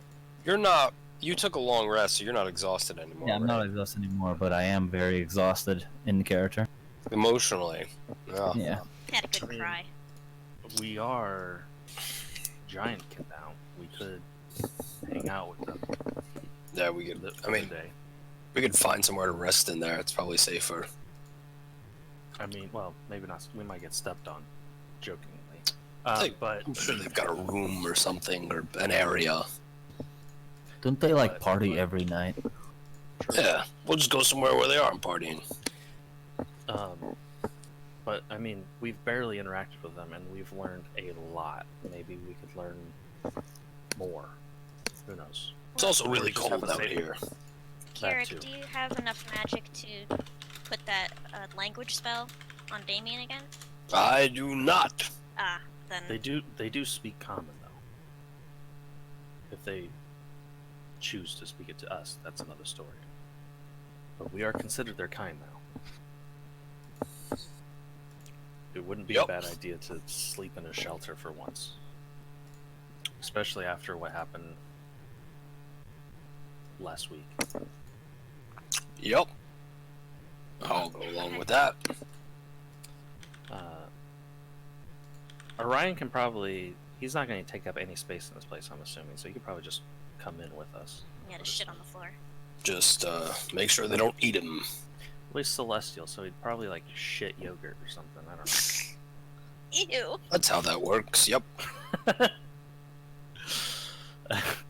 So yeah, so do we want to go back in? Looking at the group for confirmation. Sure. Whatever. Yeah, Damien's walking up to the door and knocks. Okay.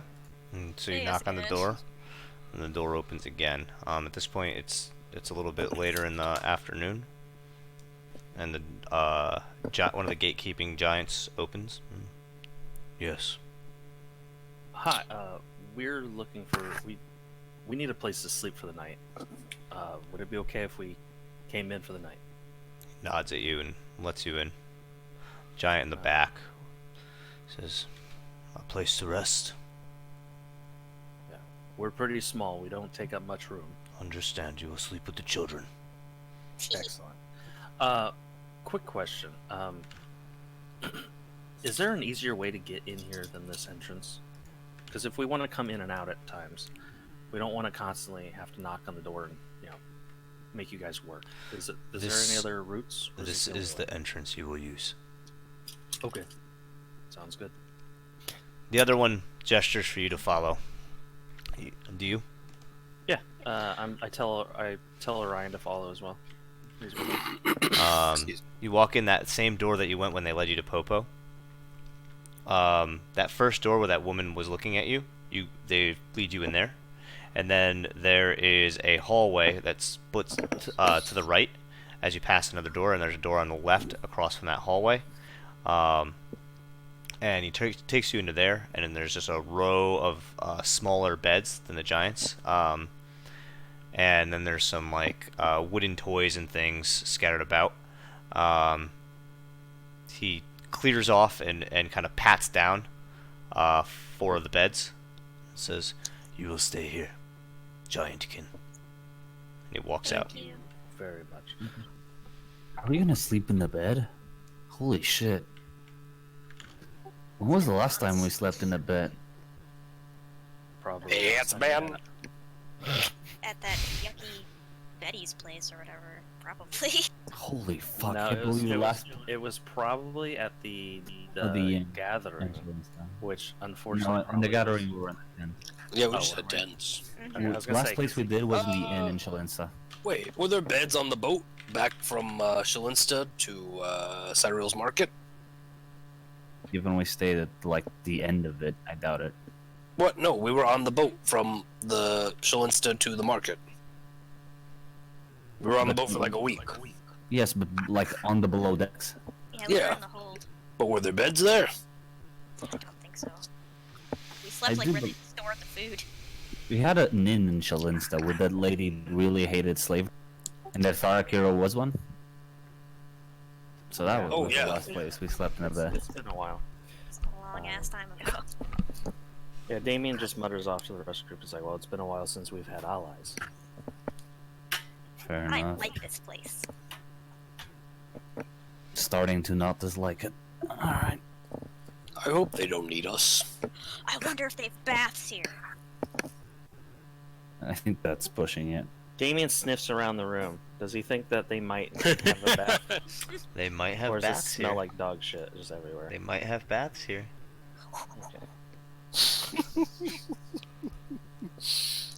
Do you know how hard it is to get blood out of long hair? Well, Damien's like, we also, Abot's not here to clean us either anymore. I could create water at some point. Whole bunch of it. Cold. It's water. I mean, I don't really remember being clean anymore. It's been a while.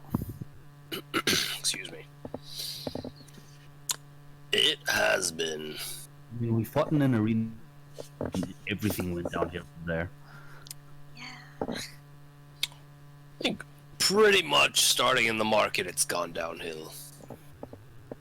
Sure, but like, things didn't get insane ever since then. Like, we fought some chickens that could turn things to stone, and everything like became insane from then on.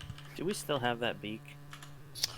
I mean, I have it. I think it's rotted at this point. So Pulls you're it what out. I've been smelling. Oh, it's a little rotted. Yeah, let's, I'm gonna toll the dead on this thing.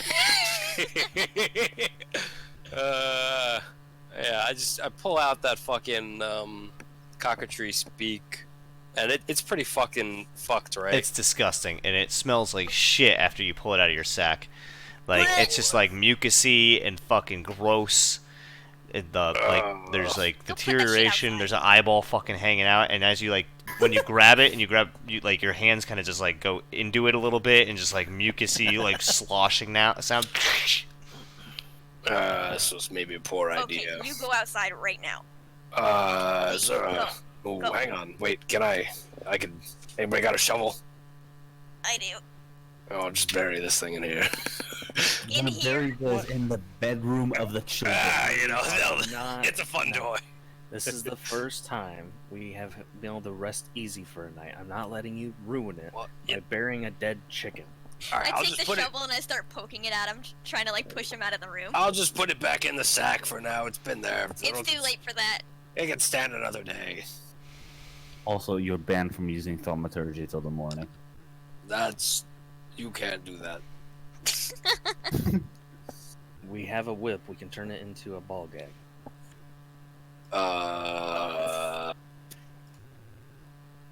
I'm going to ignore that comment as well. Well, Let's go to sleep. Yeah, we could do. I mean, it's dark in the fucking mines regardless. We could just go to bed and then wake up and check out the mines. Everybody down? Sure. Okay. Good night. See y'all tomorrow. Okay. So, with that, each of you drifts off to sleep. It's about a little bit later in the afternoon. The mental exhaustion bears down on you. Gets to around 9 or so o'clock, and you hear, kind of in your half sleeping, in Giant, 3 or 4 children run into the room. None of you speak Giant right now. You hear this shouting, "Hoppa!" and then shoving. One of them gets pushed up against the wall. They're roughhousing. Do you kind of just turn over and go to sleep, or do you just let this, or what do you do? Flint is so fucking exhausted he doesn't even wake up. As long as it seems like they're just playing in good spirit, Carrick just ignores it. Damien's gonna watch just because he hasn't really been able to even observe that kind of just playfulness in a long time. Kira watches them for a minute because it reminds her of her kids. Then she goes back to sleep. And the kids kind of roughhouse a little bit for maybe an hour or so, until they get into their respective beds. And a woman comes in and goes, "Shh!" And then says something in Giant, and then the kids go to close their eyes. She blows out a candle and walks away. And you all fall back into your full sleep.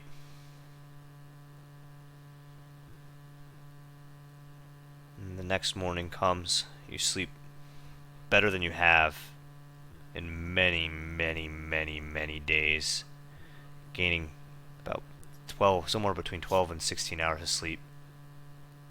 God damn. And that's where we're going to end today's session. Do we get like Hell a yeah. super long rest? Double our spell slots and everything? Hold on.